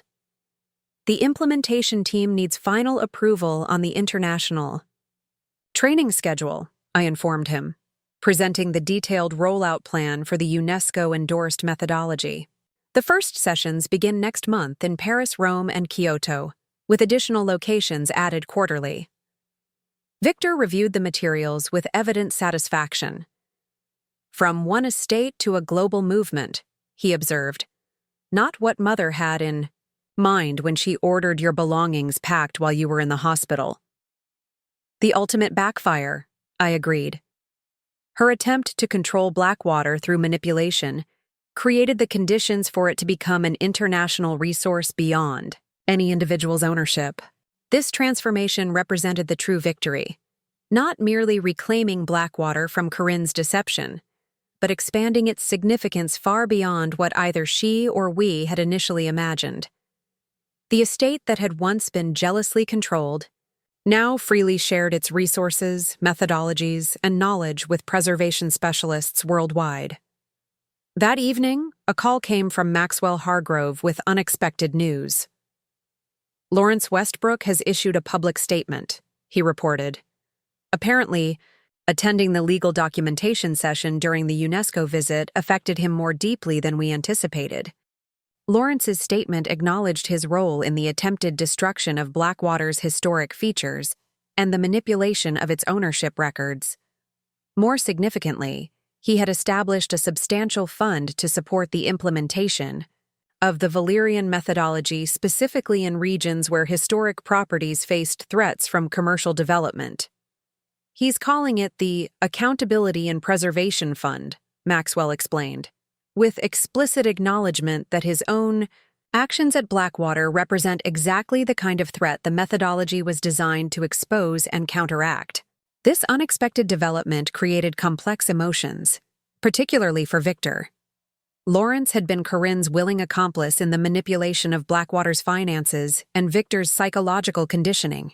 His late-life attempt at redemption couldn't erase those actions, but it did represent a form of acknowledgement that had been notably absent in Corinne's case until her final illness. I don't know if I can forgive him, Victor said thoughtfully when we discussed the development, but I can acknowledge that using his resources to implement the methodology globally represents a form of restitution with real-world impact. The fund will allow implementation in regions that couldn't otherwise afford the training and technology, I noted, particularly in developing countries where historic properties are most vulnerable to unregulated development. Which means Lawrence's former expertise in dismantling historic protection will now fund its expansion, Victor observed with ironic appreciation. Another example of manipulation ultimately strengthening the very things it attempted to destroy. This pattern of reversal, attempts at control creating the conditions for unprecedented openness, had defined Blackwater's transformation from contested inheritance to international resource. Corinne's meticulous efforts to maintain exclusive ownership had instead catalyzed the development of methodologies now freely shared worldwide. 1 month later, I stood in the Grand Hall of Blackwater Estate, addressing the first cohort of International Preservation Fellows selected for advanced training in the Valerian methodology. 60 specialists from 28 countries, architects, historians, conservationists, legal experts, gathered to learn the approach that had transformed one estate's protection into a global movement. The methodology you will learn here began with a simple principle, I explained to the assembled specialists. That patient documentation is often more powerful than immediate confrontation when addressing threats to historic properties. That comprehensive evidence gathering, strategically deployed at precisely the right moment, can overcome even the most entrenched opposition to preservation. I gestured to the room around us, once the stage for Corinne's carefully orchestrated social performances, now a vibrant educational space filled with preservation specialists from around the world. This very hall represents that principle in action. 15 years ago, it was the setting for a confrontation that could have resulted in Blackwater's historic features being lost forever. Instead, because of years of methodical documentation preceding that moment, it became the catalyst for a transformation that has protected not just this estate, but hundreds of historic properties worldwide. The fellows listened attentively, many taking notes as I outlined the core principles they would master during their residency at the Institute. The documentation protocols for establishing authentic provenance, the legal frameworks for addressing ownership vulnerabilities, the community engagement strategies for ensuring preservation served local populations rather than displacing them. The most powerful lesson of Blackwater's transformation, I concluded, is that preservation isn't achieved through control, but through strategic openness. Not through restricting access, but through expanding engagement. The methodologies you learn here aren't proprietary secrets, but resources meant to be adapted, applied, and shared to protect vulnerable historic properties in your own regions. As the formal presentation concluded and the fellows broke into specialized working groups, I found myself reflecting on how completely Blackwater had evolved from what Corinne had envisioned. The estate she had sought to control through deception now freely shared its resources with preservation specialists from around the world. The methodologies developed to expose her manipulation now protected historic properties across 5 continents. Later that day, I joined a small group of fellows during their documentation exercise in what had once been Corinne's private wing of the house, sections that she had kept rigidly off-limits during her tenure as Blackwater's self-appointed guardian. Now these spaces housed digital archives cataloging thousands of at-risk historic properties worldwide, their architectural features and legal vulnerabilities meticulously documented using the methodology pioneered at Blackwater. A preservation fellow from Thailand approached with a question about adapting the evidence-gathering protocols to properties with complex religious ownership structures. As we discussed the necessary modifications to address her specific regional context, I was struck by how naturally the methodology lent itself to adaptation across widely varying cultural and legal frameworks. The principle remains consistent, I explained, even as the specific techniques are modified to suit local conditions. Patient documentation before engagement, comprehensive evidence gathering before challenge, strategic timing rather than reactive confrontation. These core approaches, developed through necessity during my investigation of Corinne's manipulation of Blackwater, now formed the foundation of preservation efforts worldwide. Each adaptation strengthened the methodology through application to new contexts, creating a continuously evolving approach rooted in Blackwater's experience but expanding far beyond it. That evening, as twilight settled over the estate grounds, I walked the perimeter path Julian had established decades earlier.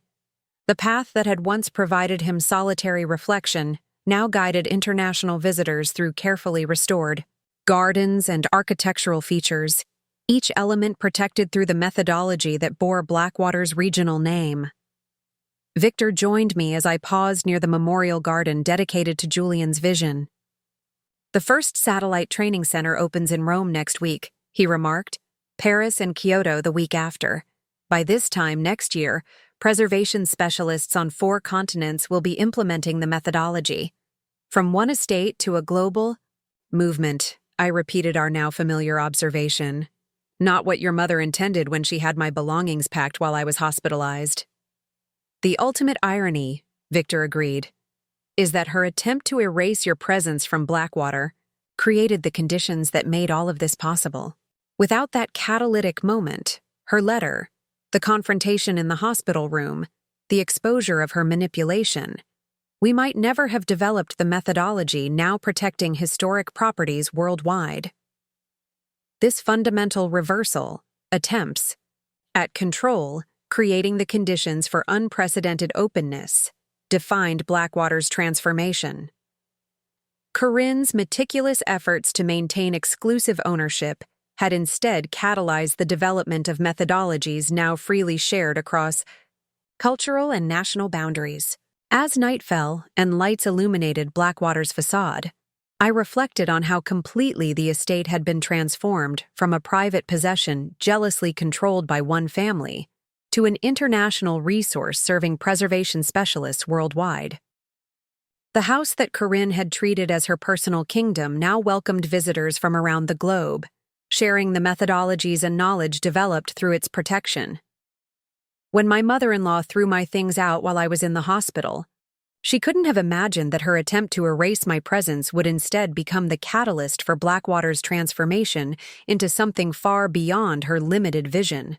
From contested inheritance to International Preservation Institute, from private control to global resource, from exclusion to education. The patient documentation that had exposed Corinne's manipulation now protected vulnerable historic properties worldwide. The methodical approach that had reclaimed Blackwater from inappropriate development now guided preservation specialists across 5 continents. Sometimes the most effective response to attempted erasure isn't immediate confrontation, but strategic. Preparation, gathering evidence, building alliances, and waiting for the perfect moment when deception becomes its own undoing. What had begun as my professional instinct to investigate architectural discrepancies had evolved into a methodology now recognized as the international standard for protecting vulnerable historic properties. And perhaps that was the most meaningful vindication of all, not merely reclaiming what Corinne had attempted to take away, but transforming it into something that would continue to protect architectural heritage long after our individual stories had faded into Blackwater's continuing history. 20 years after reclaiming Blackwater Estate, I found myself standing before the United Nations General Assembly in New York, addressing delegates from 193 countries about the Global Heritage Protection Accord, an international treaty based on the preservation methodology that had begun with one historic property in the Blue Ridge Mountains. "Distinguished delegates," I began, surveying the assembly of world leaders, cultural ministers, and diplomatic representatives. Heritage preservation is not merely about maintaining physical structures, but about protecting the collective memory and identity of communities worldwide.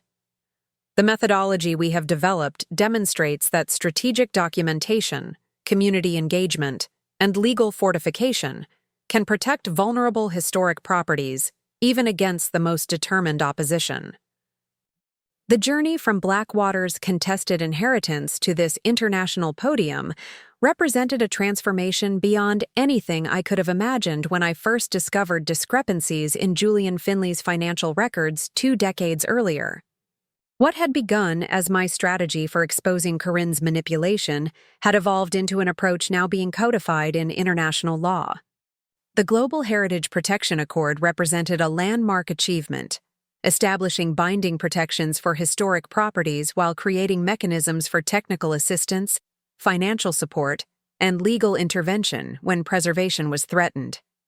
At its core lay the principles pioneered at Blackwater: meticulous documentation, strategic timing, and comprehensive evidence gathering. After my address, the Assembly moved to formal consideration of the Accord. Nation after nation rose to express support, many citing specific historic properties in their regions that had already been saved through application of the Valerian methodology. The delegate from Jordan described how documentation protocols had protected an ancient desert caravanserai from inappropriate development. The Italian representative explained how evidence-gathering techniques had exposed fraudulent ownership, claims threatening a Renaissance palazzo in Florence. As the electronic voting board illuminated with overwhelming support for the Accord, I exchanged a glance with Victor, seated among the diplomatic observers. 20 years ago, we had been fighting to protect a single estate from Corinne's manipulative control. Now that struggle had transformed into an international agreement, protecting thousands of historic properties worldwide. Following the UN session, we attended a reception hosted by the World Heritage Committee, where preservation specialists from around the globe gathered to celebrate the Accord's passage. Dr. Amara Okafor, who had led the UNESCO delegation to Blackwater years earlier and now chaired the World Heritage Committee, raised a toast. "From one historic property to an international treaty," she declared, echoing our own private observation over the years. The Valerian methodology demonstrates how strategic documentation and community engagement can transform preservation from a reactive effort to a proactive force for cultural protection. The following day, we met with representatives from the World Bank's Cultural Heritage Investment Program, which had adopted the Valerian economic sustainability models as requirements for heritage development funding. Their analysis had confirmed what we had demonstrated at Blackwater, that properly managed historic properties generated more sustainable economic benefits than demolition and redevelopment. "The data from your case studies has been transformative," explained Rajiv Mehta, the program's director. "By demonstrating that preservation creates more long-term economic value than redevelopment, you've changed the fundamental calculation for financial institutions evaluating heritage properties." This economic dimension had become a crucial aspect of our approach. Traditional preservation efforts had often lacked viable financial models, making them vulnerable to development pressure. The methodology developed at Blackwater integrated economic sustainability from the beginning, creating frameworks where historic properties generated sufficient revenue to fund their own maintenance while benefiting surrounding communities. As our meetings in New York concluded, I took an evening to visit the Metropolitan Museum's special exhibition, Patient Documentation: How Strategic Preservation Changed Global Heritage Protection. The exhibit traced the development of the Valerian methodology from its origins at Blackwater to its worldwide implementation, featuring case studies from 6 continents. Walking through the galleries, I observed how completely the approach had evolved from its origins. What had begun as my personal strategy for exposing Corinne's manipulation had developed into a systematic methodology applicable across widely varying cultural, economic, and legal contexts. One display particularly captured this evolution: a comparative timeline showing traditional preservation approaches alongside the Valerian methodology. Where traditional approaches often engaged in direct confrontation with development interests, frequently resulting in costly legal battles with uncertain outcomes, the Valerian approach emphasized patient documentation before engagement, comprehensive evidence gathering before challenge, and strategic timing rather than reactive confrontation. Another section showcased the economic sustainability models developed at Blackwater and now implemented worldwide. Interactive displays demonstrated how historic properties generated revenue through educational programs, appropriate adaptive, reuse, and community engagement, creating financial sustainability that protected them from development pressure. As I examined the exhibition's detailed presentation of these methodologies, I was approached by a young preservation fellow from the Valerian Institute's international program. Dr. Finley, the director sent me to remind you about tomorrow's keynote address at Columbia University. The Architectural Preservation Department has arranged special transportation to accommodate your schedule. I thanked her for the reminder, reflecting on how the Valerian Institute had grown into a global organization with hundreds of preservation fellows, regional training centers on 4 continents, and implementation programs in over 60 countries. The institute that had begun in Blackwater's restored North Wing now maintained headquarters in 7 countries, with satellite training facilities in dozens more. The following morning, I addressed a packed auditorium at Columbia University's School of Architecture, Preservation, and Planning. The audience included not only students and faculty, but preservation professionals from throughout the region, many of whom had implemented the Valerian methodology in their own projects. Effective preservation requires not just architectural expertise but strategic thinking, I explained to the assembled specialists. Understanding when to document quietly and when to engage openly, recognizing that timing can be as crucial as technique. Approaching preservation not as a battle to be won through confrontation, but as a process to be managed through strategic evidence gathering and community engagement. After the lecture, I met with a small group of advanced preservation students who had been selected for residencies at the Valerian Institute's international training centers. Their questions reflected how completely the methodology had been integrated into preservation education worldwide. No longer an alternative approach, but the established standard for addressing threats to historic properties. The most important lesson from Blackwater's transformation, I told them as our discussion concluded, is that preservation ultimately isn't about buildings, but about stories. The physical structures matter because they embody narratives that connect communities to their past and inform their future. When we protect historic properties, we're protecting the collective memory that gives meaning to place. This philosophy, that preservation was fundamentally about protecting narratives rather than merely maintaining structures, had become central to the Valerian approach. The methodology emphasized documenting not just architectural features, but the stories connected to historic properties, ensuring that preservation served the communities whose heritage was being protected. Late that afternoon, as I prepared to return to Blackwater following the week of international engagements, I received an unexpected message from Maxwell Hargrove. Now in his 80s, our longtime legal counsel remained involved with the Institute's educational programs, teaching specialized courses on documentation standards for legal evidence in preservation cases. An interesting development, his message began. The World Bank team mentioned that Lawrence Westbrook has significantly expanded the Accountability and Preservation Fund. He's designated an additional $50 million, specifically for implementing the treaty protections in regions where historic properties face threats from climate change. This continued evolution in Lawrence's approach to restitution created complicated feelings. His role in Corinne's manipulation of Blackwater and Victor's psychological conditioning couldn't be erased by later financial contributions. Yet his resources were now protecting historic properties that might otherwise be lost to rising sea levels, increased flooding, and other climate impacts, particularly in developing regions without sufficient preservation infrastructure. It's a strange legacy, Victor observed when we discussed this development during our return flight to Blackwater. Mother never acknowledged the damage she caused, except briefly during her final illness. Lawrence at least seems to be making a genuine attempt at restitution, even if it can't erase his earlier actions. The Accountability Fund has already protected dozens of properties that would otherwise have been lost, I acknowledged. Whatever his personal motivations, the practical impact is significant. Another irony in Blackwater's story, Victor noted. Those who once threatened its destruction now fund protection for vulnerable properties worldwide. This pattern of reversal, attempts at control ultimately strengthening protection, had defined Blackwater's transformation.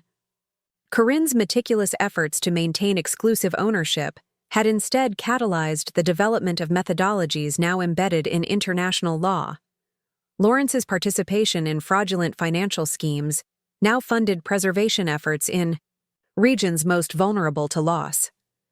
Returning to Blackwater after the high-profile international engagements always provided a necessary grounding. Despite its evolution into the headquarters of a global institute, the estate retained its essential character as a historic property with its own unique story. The architectural features Julian had fought to protect remained intact, now serving as both teaching tools for preservation fellows and tangible connections to the estate's complex history. The day after our return, I met with Vivienne Pascal to review operations during my absence. Though officially semi-retired, she maintained an advisory role with the Institute, her institutional knowledge invaluable as operations expanded globally. The Japanese Heritage Delegation completed their specialized training program, she reported as we walked through the East Wing, now converted to advanced conservation laboratories.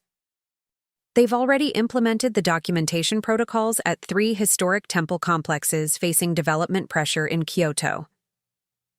And the community engagement pilot in Peru?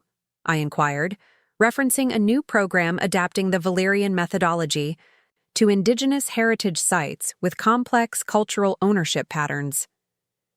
Exceeding expectations, Vivienne confirmed. The local implementation team has documented 5 previously unregistered sites and established community-based protection frameworks for each. The Peruvian Cultural Ministry has requested expanded training for regional preservation officers. This global implementation represented the fulfillment of what had begun as a personal battle to save one historic property. The methodology, developed through necessity at Blackwater, now protected vulnerable historic sites worldwide, each application strengthening and refining the approach through adaptation to new contexts. Later that afternoon, I joined a video conference with directors of the Valerian Institute's regional centers, preservation specialists implementing the methodology across widely varying cultural and legal frameworks. The Bangkok Center reported, "Successful intervention protecting a historic marketplace from inappropriate development." The Cairo office detailed documentation protocols being established for archaeological sites in regions with governance challenges. The Istanbul team presented community engagement strategies for historic properties in rapidly urbanizing areas. Each implementation reflected the core principles pioneered at Blackwater while adapting techniques to address specific regional contexts. The methodology had proven remarkably adaptable, effective in both established democracies with strong legal systems and developing regions with limited governmental protection for historic properties. As the conference concluded, I was reminded of a comment Dr. Okafor had made years earlier during the UNESCO evaluation. The genius of the Valerian methodology isn't in any single technique, but in its strategic framework for applying preservation principles across widely varying contexts. It provides not just tools, but a philosophy of patient strategic engagement that transcends specific cultural or legal environments.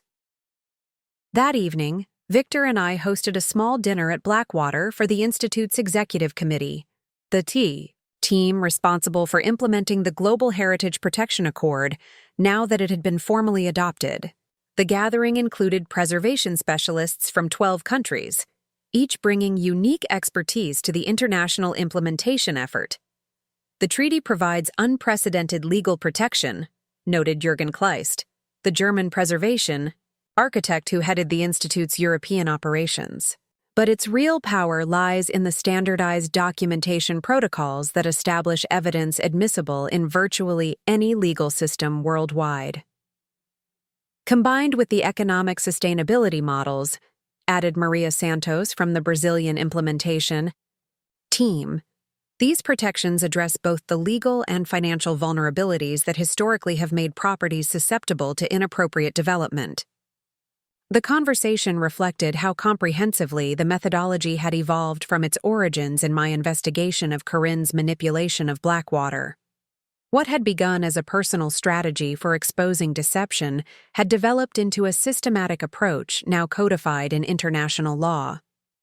After dinner, as preservation specialists from around the world gathered in what had once been Corinne's rigidly controlled formal drawing room, I found myself reflecting on how completely Blackwater had transformed from what she had envisioned. The estate she had sought to control through manipulation now freely shared its resources with preservation specialists worldwide. The methodologies developed to expose her deception now protected historic properties across 6 continents. The following morning brought a visit from representatives of the Smithsonian Institution, which was preparing a comprehensive documentation of the Valerian methodology's development and global implementation. The research team included architectural, historians, legal scholars, and digital preservation specialists, all focused on capturing both the technical aspects of the methodology and the human story of its evolution. We're particularly interested in documenting the transition from personal strategy to global methodology, explained Dr. Eliana Washington, the project's lead researcher. How approaches developed to address a specific threat to one historic's property evolved into techniques now protecting thousands of sites worldwide. This evolution had indeed been remarkable.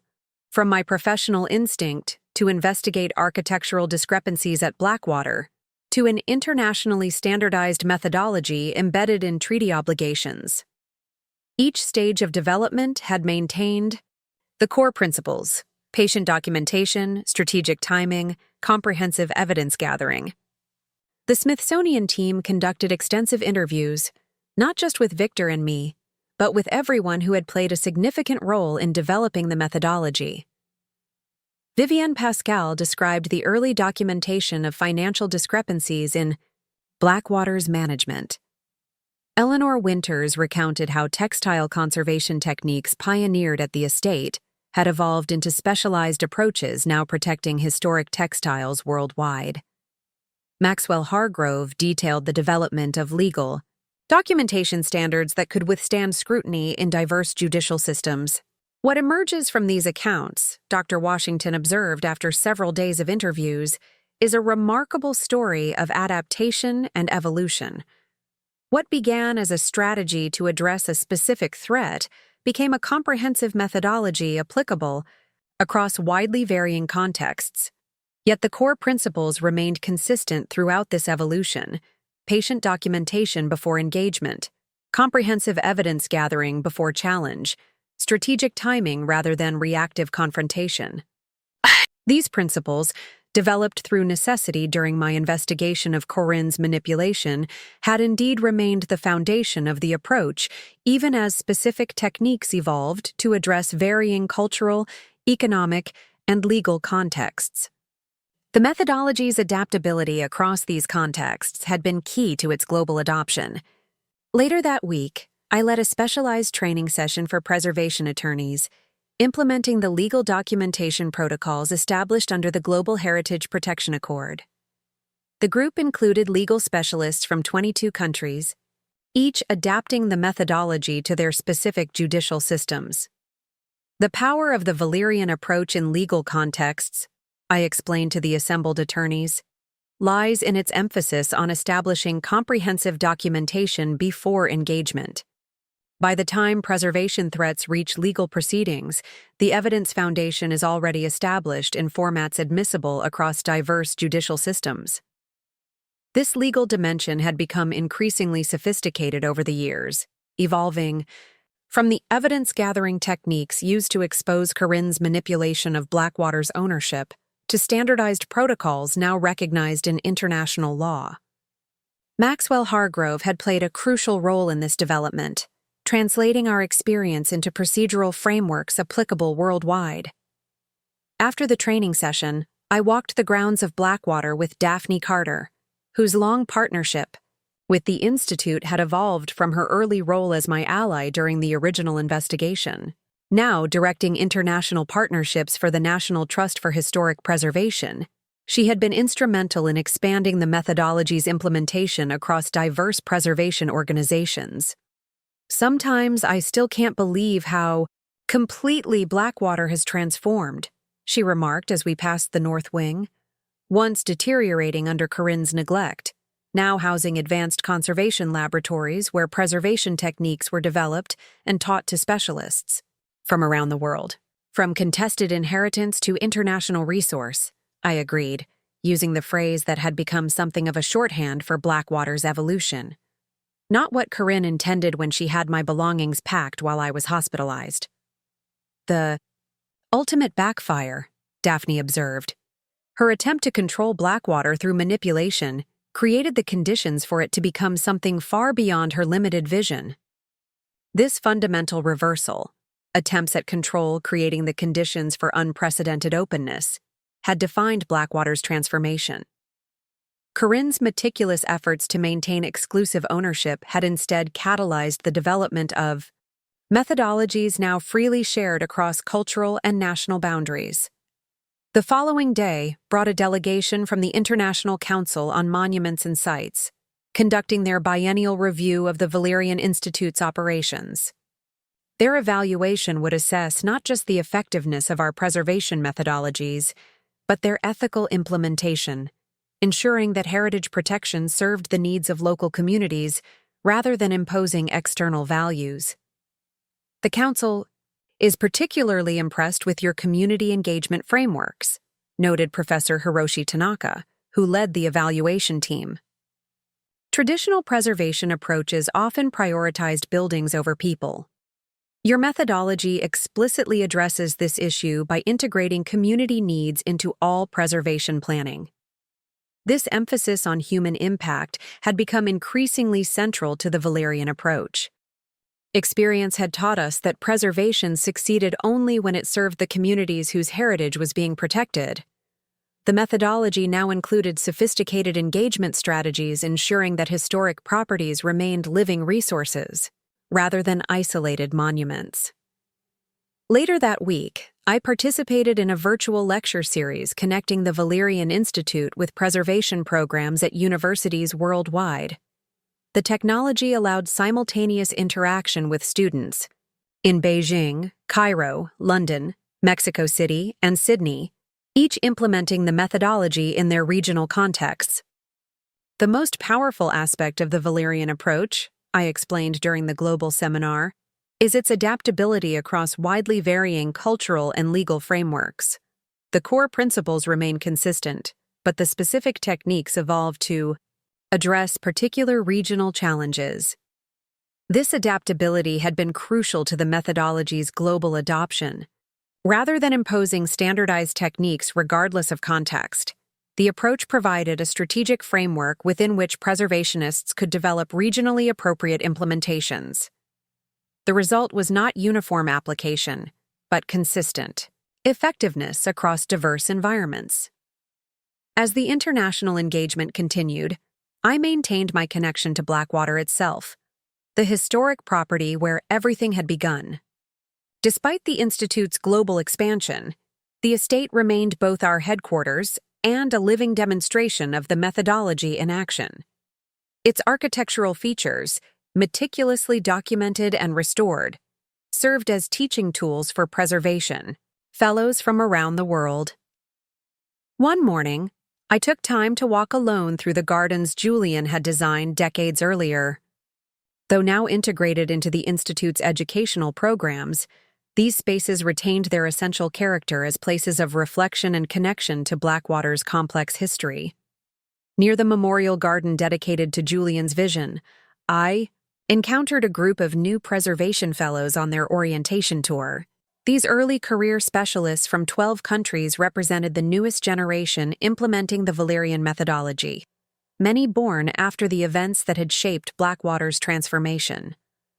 Dr. Finley, the orientation leader, acknowledged, with evident respect, Perhaps you could share a few words about the origins of the methodology these fellows will be implementing. Facing these young preservationists, I was struck by how the approach developed through my personal experience had transcended its origins to become a professional standard taught in universities worldwide.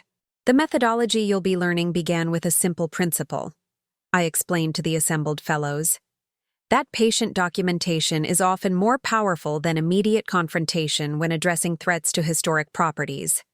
That comprehensive evidence gathering, strategically deployed at precisely the right moment, can overcome even the most entrenched opposition to preservation.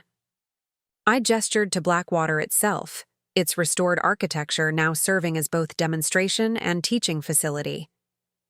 This estate embodies that principle. 20 years ago, it faced threats that could have destroyed its historic character forever. Instead, because of methodical documentation preceding strategic action, it became not just protected itself, but the catalyst for a methodology now protecting historic properties worldwide.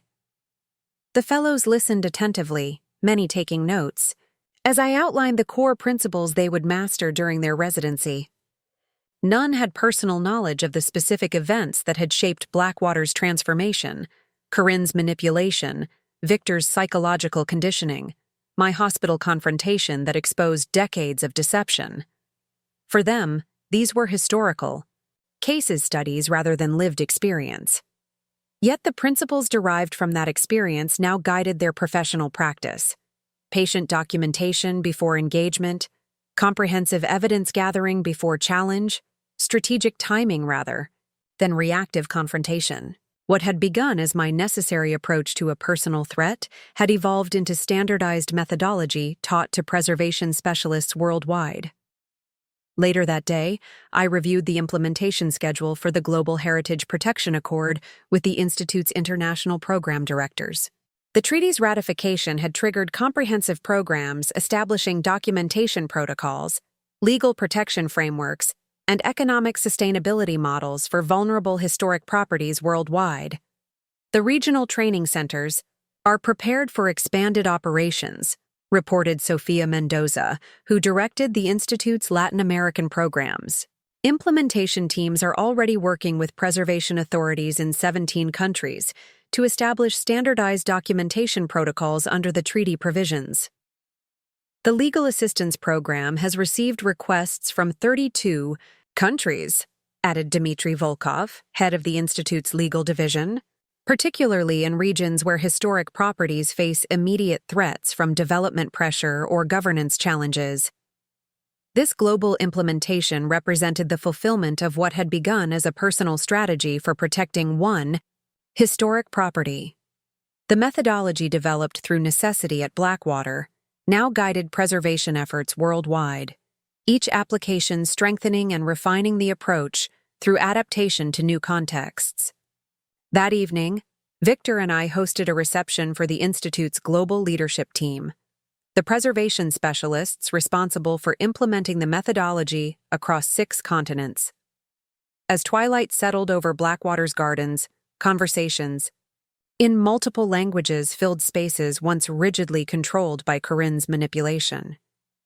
It's remarkable to think how completely this place has transformed, observed Dr. Amara Okafor, who had led the original UNESCO evaluation years earlier and now served on the Institute's International Advisory Board.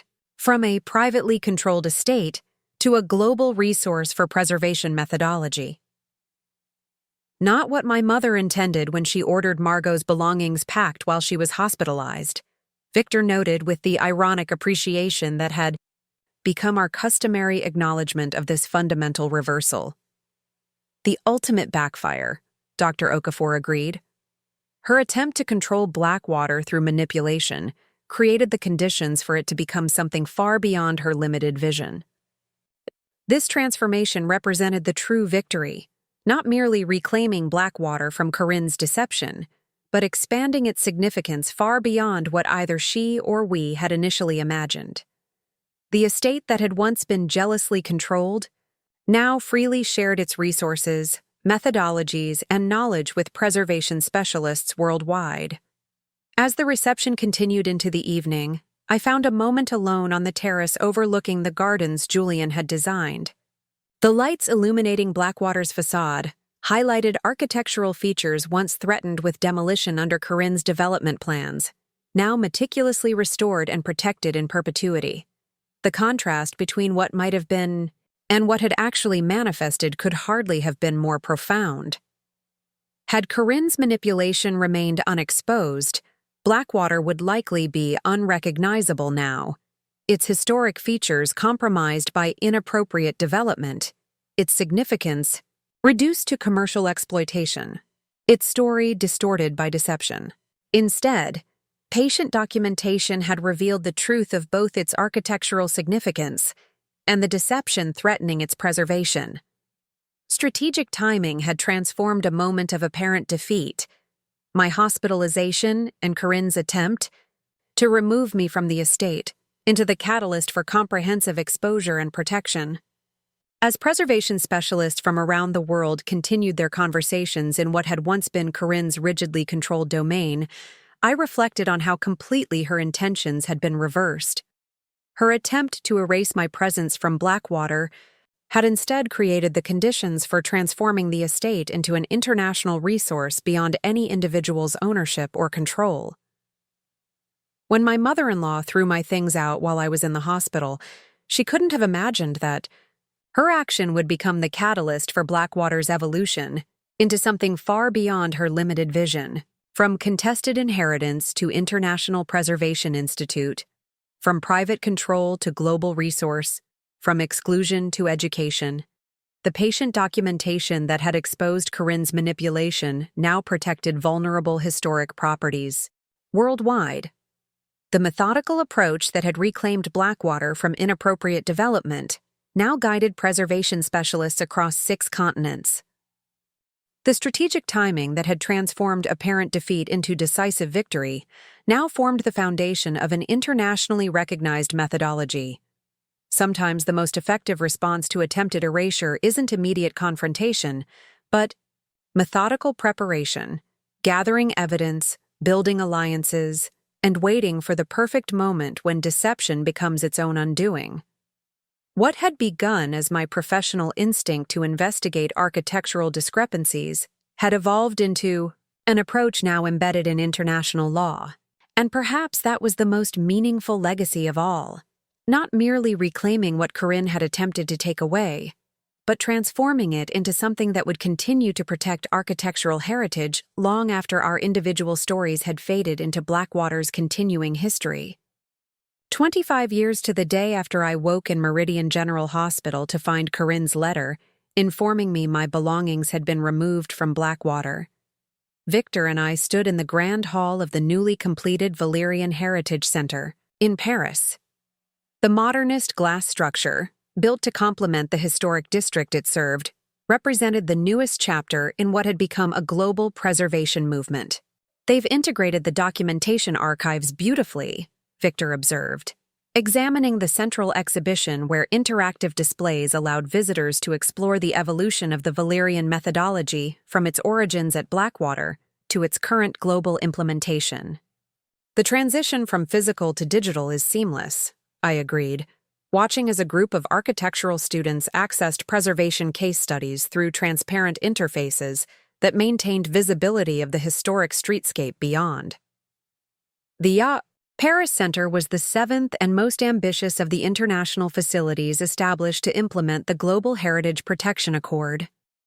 Unlike the regional training centers focused primarily on education, this facility served as a public interface, making the methodology accessible to visitors while demonstrating how heritage preservation enhanced rather than inhibited contemporary life.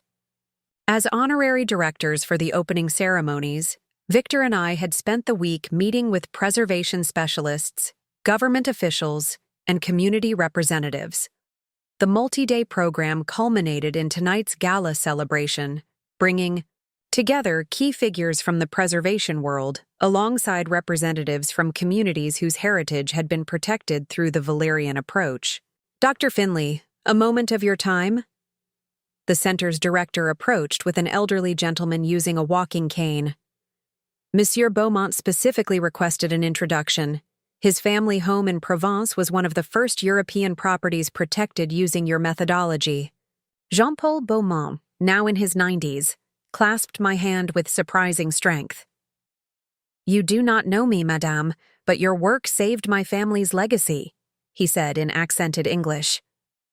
5 generations we lived in our maison, but developers had found ways to force us out through legal manipulation. Your documentation protocols exposed their methods and established our true ownership. This personal connection to our work never failed to move me. Behind every preserved historic property were human stories, families whose heritage had been protected, communities whose cultural identity had been maintained. The methodology merely provided tools, I responded. The preservation itself happened because people like you valued your heritage enough to fight for it.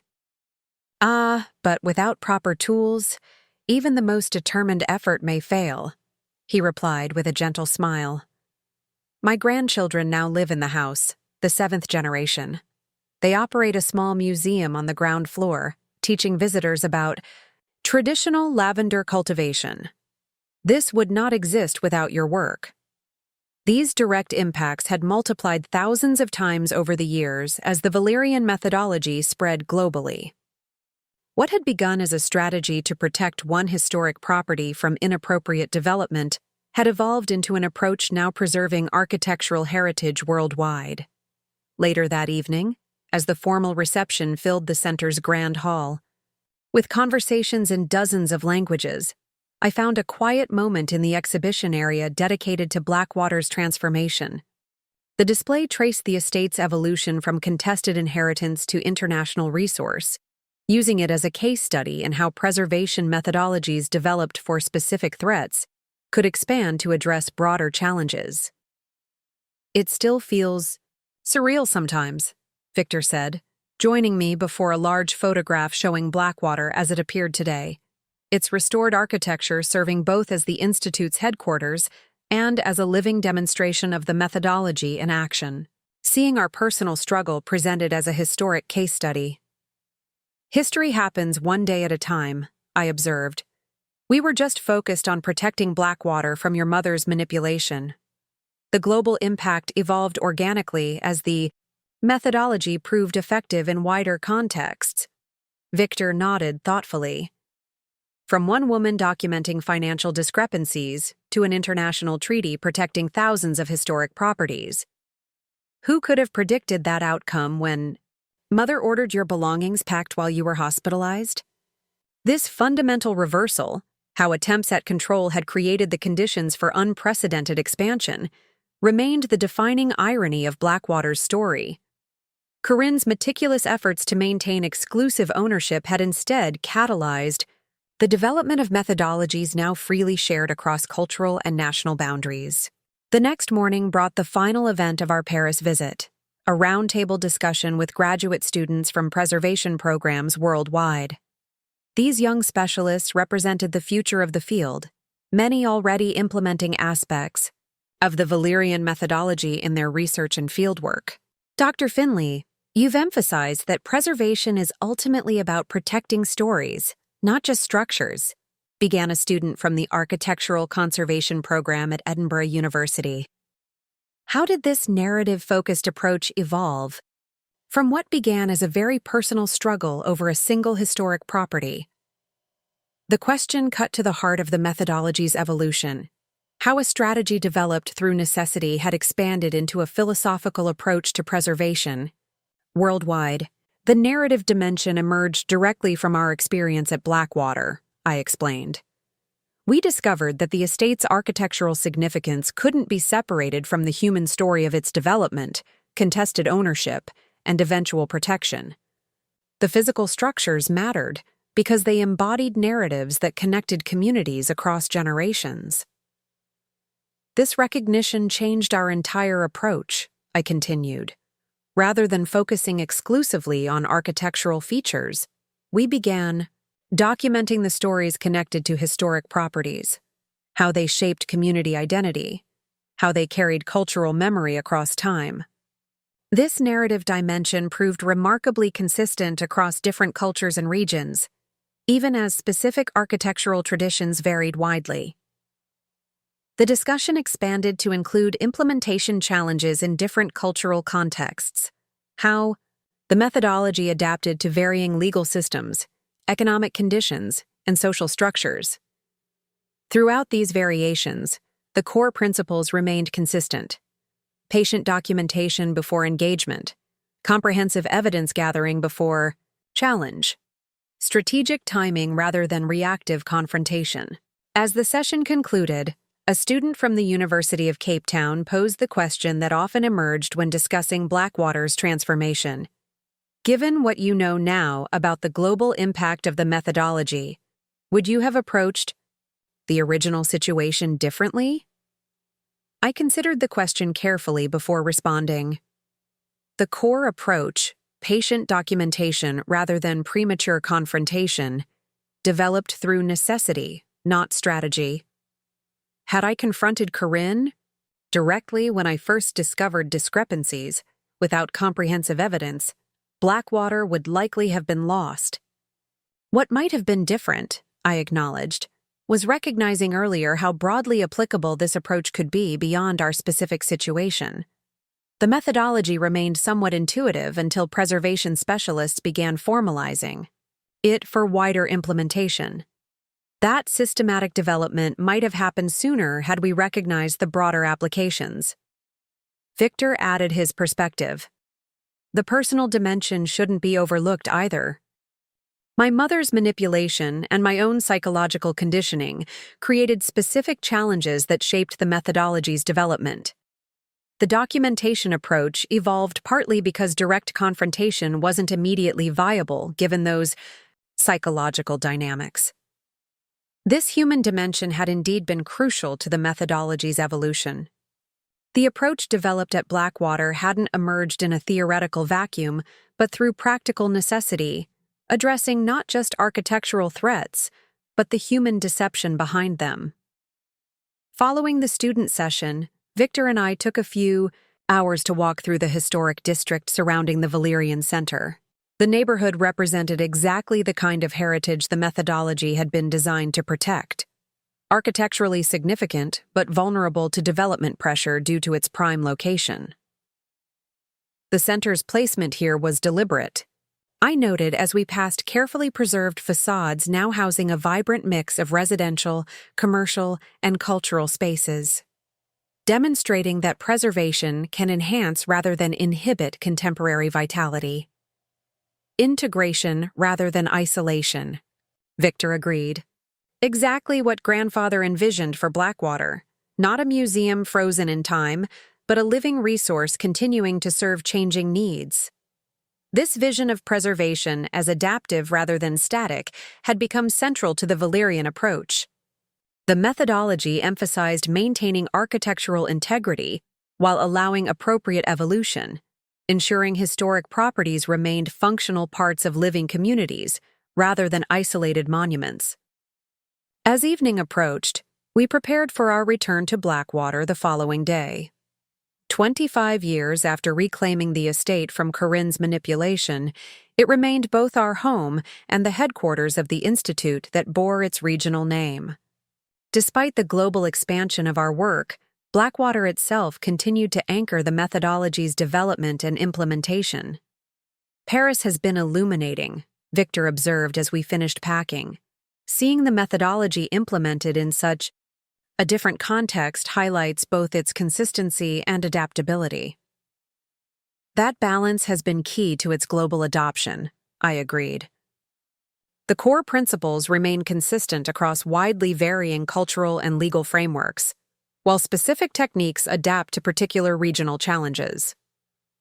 This combination of philosophical consistency and technical adaptability had indeed driven the methodology's international expansion. The approach provided a strategic framework within which preservationists worldwide could develop regionally appropriate implementations, maintaining effectiveness across diverse environments. Our final evening in Paris included a small dinner with the center's leadership team and key figures from European preservation organizations. The conversation naturally turned to future developments, how the methodology would continue evolving to address emerging challenges in heritage protection. Climate change presents unprecedented threats to historic properties, noted Henri Lefebvre, the center's technical director. Rising sea levels, increased flooding, more frequent extreme weather events. These impacts require new applications of the methodology. The documentation protocols are already being adapted, I explained, establishing baseline conditions more comprehensively so that climate-related deterioration can be distinguished from other factors. The legal frameworks are evolving too, addressing questions of relocation or reconstruction when physical preservation in original locations becomes impossible. This ongoing evolution ensured the methodology remained relevant to contemporary challenges, not a fixed approach but a living framework continuing to develop through practical application. What had begun as my strategy for exposing Corinne's manipulation at Blackwater had grown into an adaptable system addressing the full spectrum of threats to historic properties worldwide. The next morning, as our flight departed for home, I gazed down at Paris receding below us, the historic districts with their distinctive architecture clearly visible among more modern development.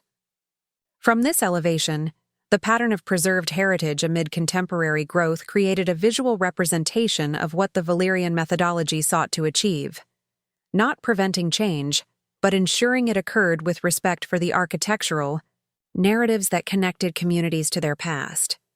Returning to Blackwater always provided a sense of completion, reconnecting with the historic property where everything had begun. Despite its evolution into the headquarters of a global institute, the estate retained its essential character as Julian had envisioned it, a living demonstration of how preservation could honor the past while serving present needs. As we approached the familiar Blue Ridge Mountains surrounding Blackwater, I reflected on the journey that had transformed one woman's struggle to protect a single historic property into a methodology now preserving architectural heritage worldwide. The patient documentation that had exposed Corinne's manipulation, the strategic timing that had turned apparent defeat into decisive victory, the comprehensive evidence gathering that had established irrefutable truth against determined deception. These approaches, developed through necessity during my investigation of Corinne's control of Blackwater, now guided preservation specialists across 6 continents. The methodical strategy that had reclaimed one historic estate now protected thousands of vulnerable properties worldwide. The principles derived from personal experience now formed the foundation of an internationally recognized methodology. Blackwater itself had transformed from contested inheritance to global resource, from private possession to shared heritage, from exclusive control to educational center. The estate Corinne had sought to manage through manipulation now freely shared its resources with preservation specialists worldwide. The methodologies developed to expose her deception now protected historic properties across cultural and national boundaries. When my mother-in-law threw my things out while I was in the hospital, she couldn't have imagined that her attempt to erase my presence would instead become the catalyst for transforming Blackwater into something far beyond her limited vision. She had sought control. She created expansion. She had intended exclusion. She enabled education. She had planned erasure. She precipitated perpetuation. Sometimes the most effective response to attempted erasure isn't immediate confrontation, but patient preparation, gathering evidence, building alliances, and waiting for the perfect moment when deception becomes its own undoing. What had begun, as my professional instinct to investigate architectural discrepancies, had evolved into a methodology now embedded in international law and practice. As Blackwater came into view, its restored architecture gleaming in the afternoon light, I thought of all who had participated in its transformation: Vivian Pascal, Eleanor Winters, Maxwell Hargrove, Daphne Carter, Terence Finley, and the thousands who had since implemented the methodology worldwide. What had begun as a personal struggle had expanded through their contributions into a global movement for heritage protection. Perhaps that was the most meaningful legacy of all, not merely reclaiming what Corinne had attempted to take away, but transforming it into something that would continue to protect architectural heritage long after our individual stories had faded into Blackwater's continuing history. Up next, you've got 2 more standout stories right on your screen. If this one hit the mark, you won't want to pass these up. Just click and check them out.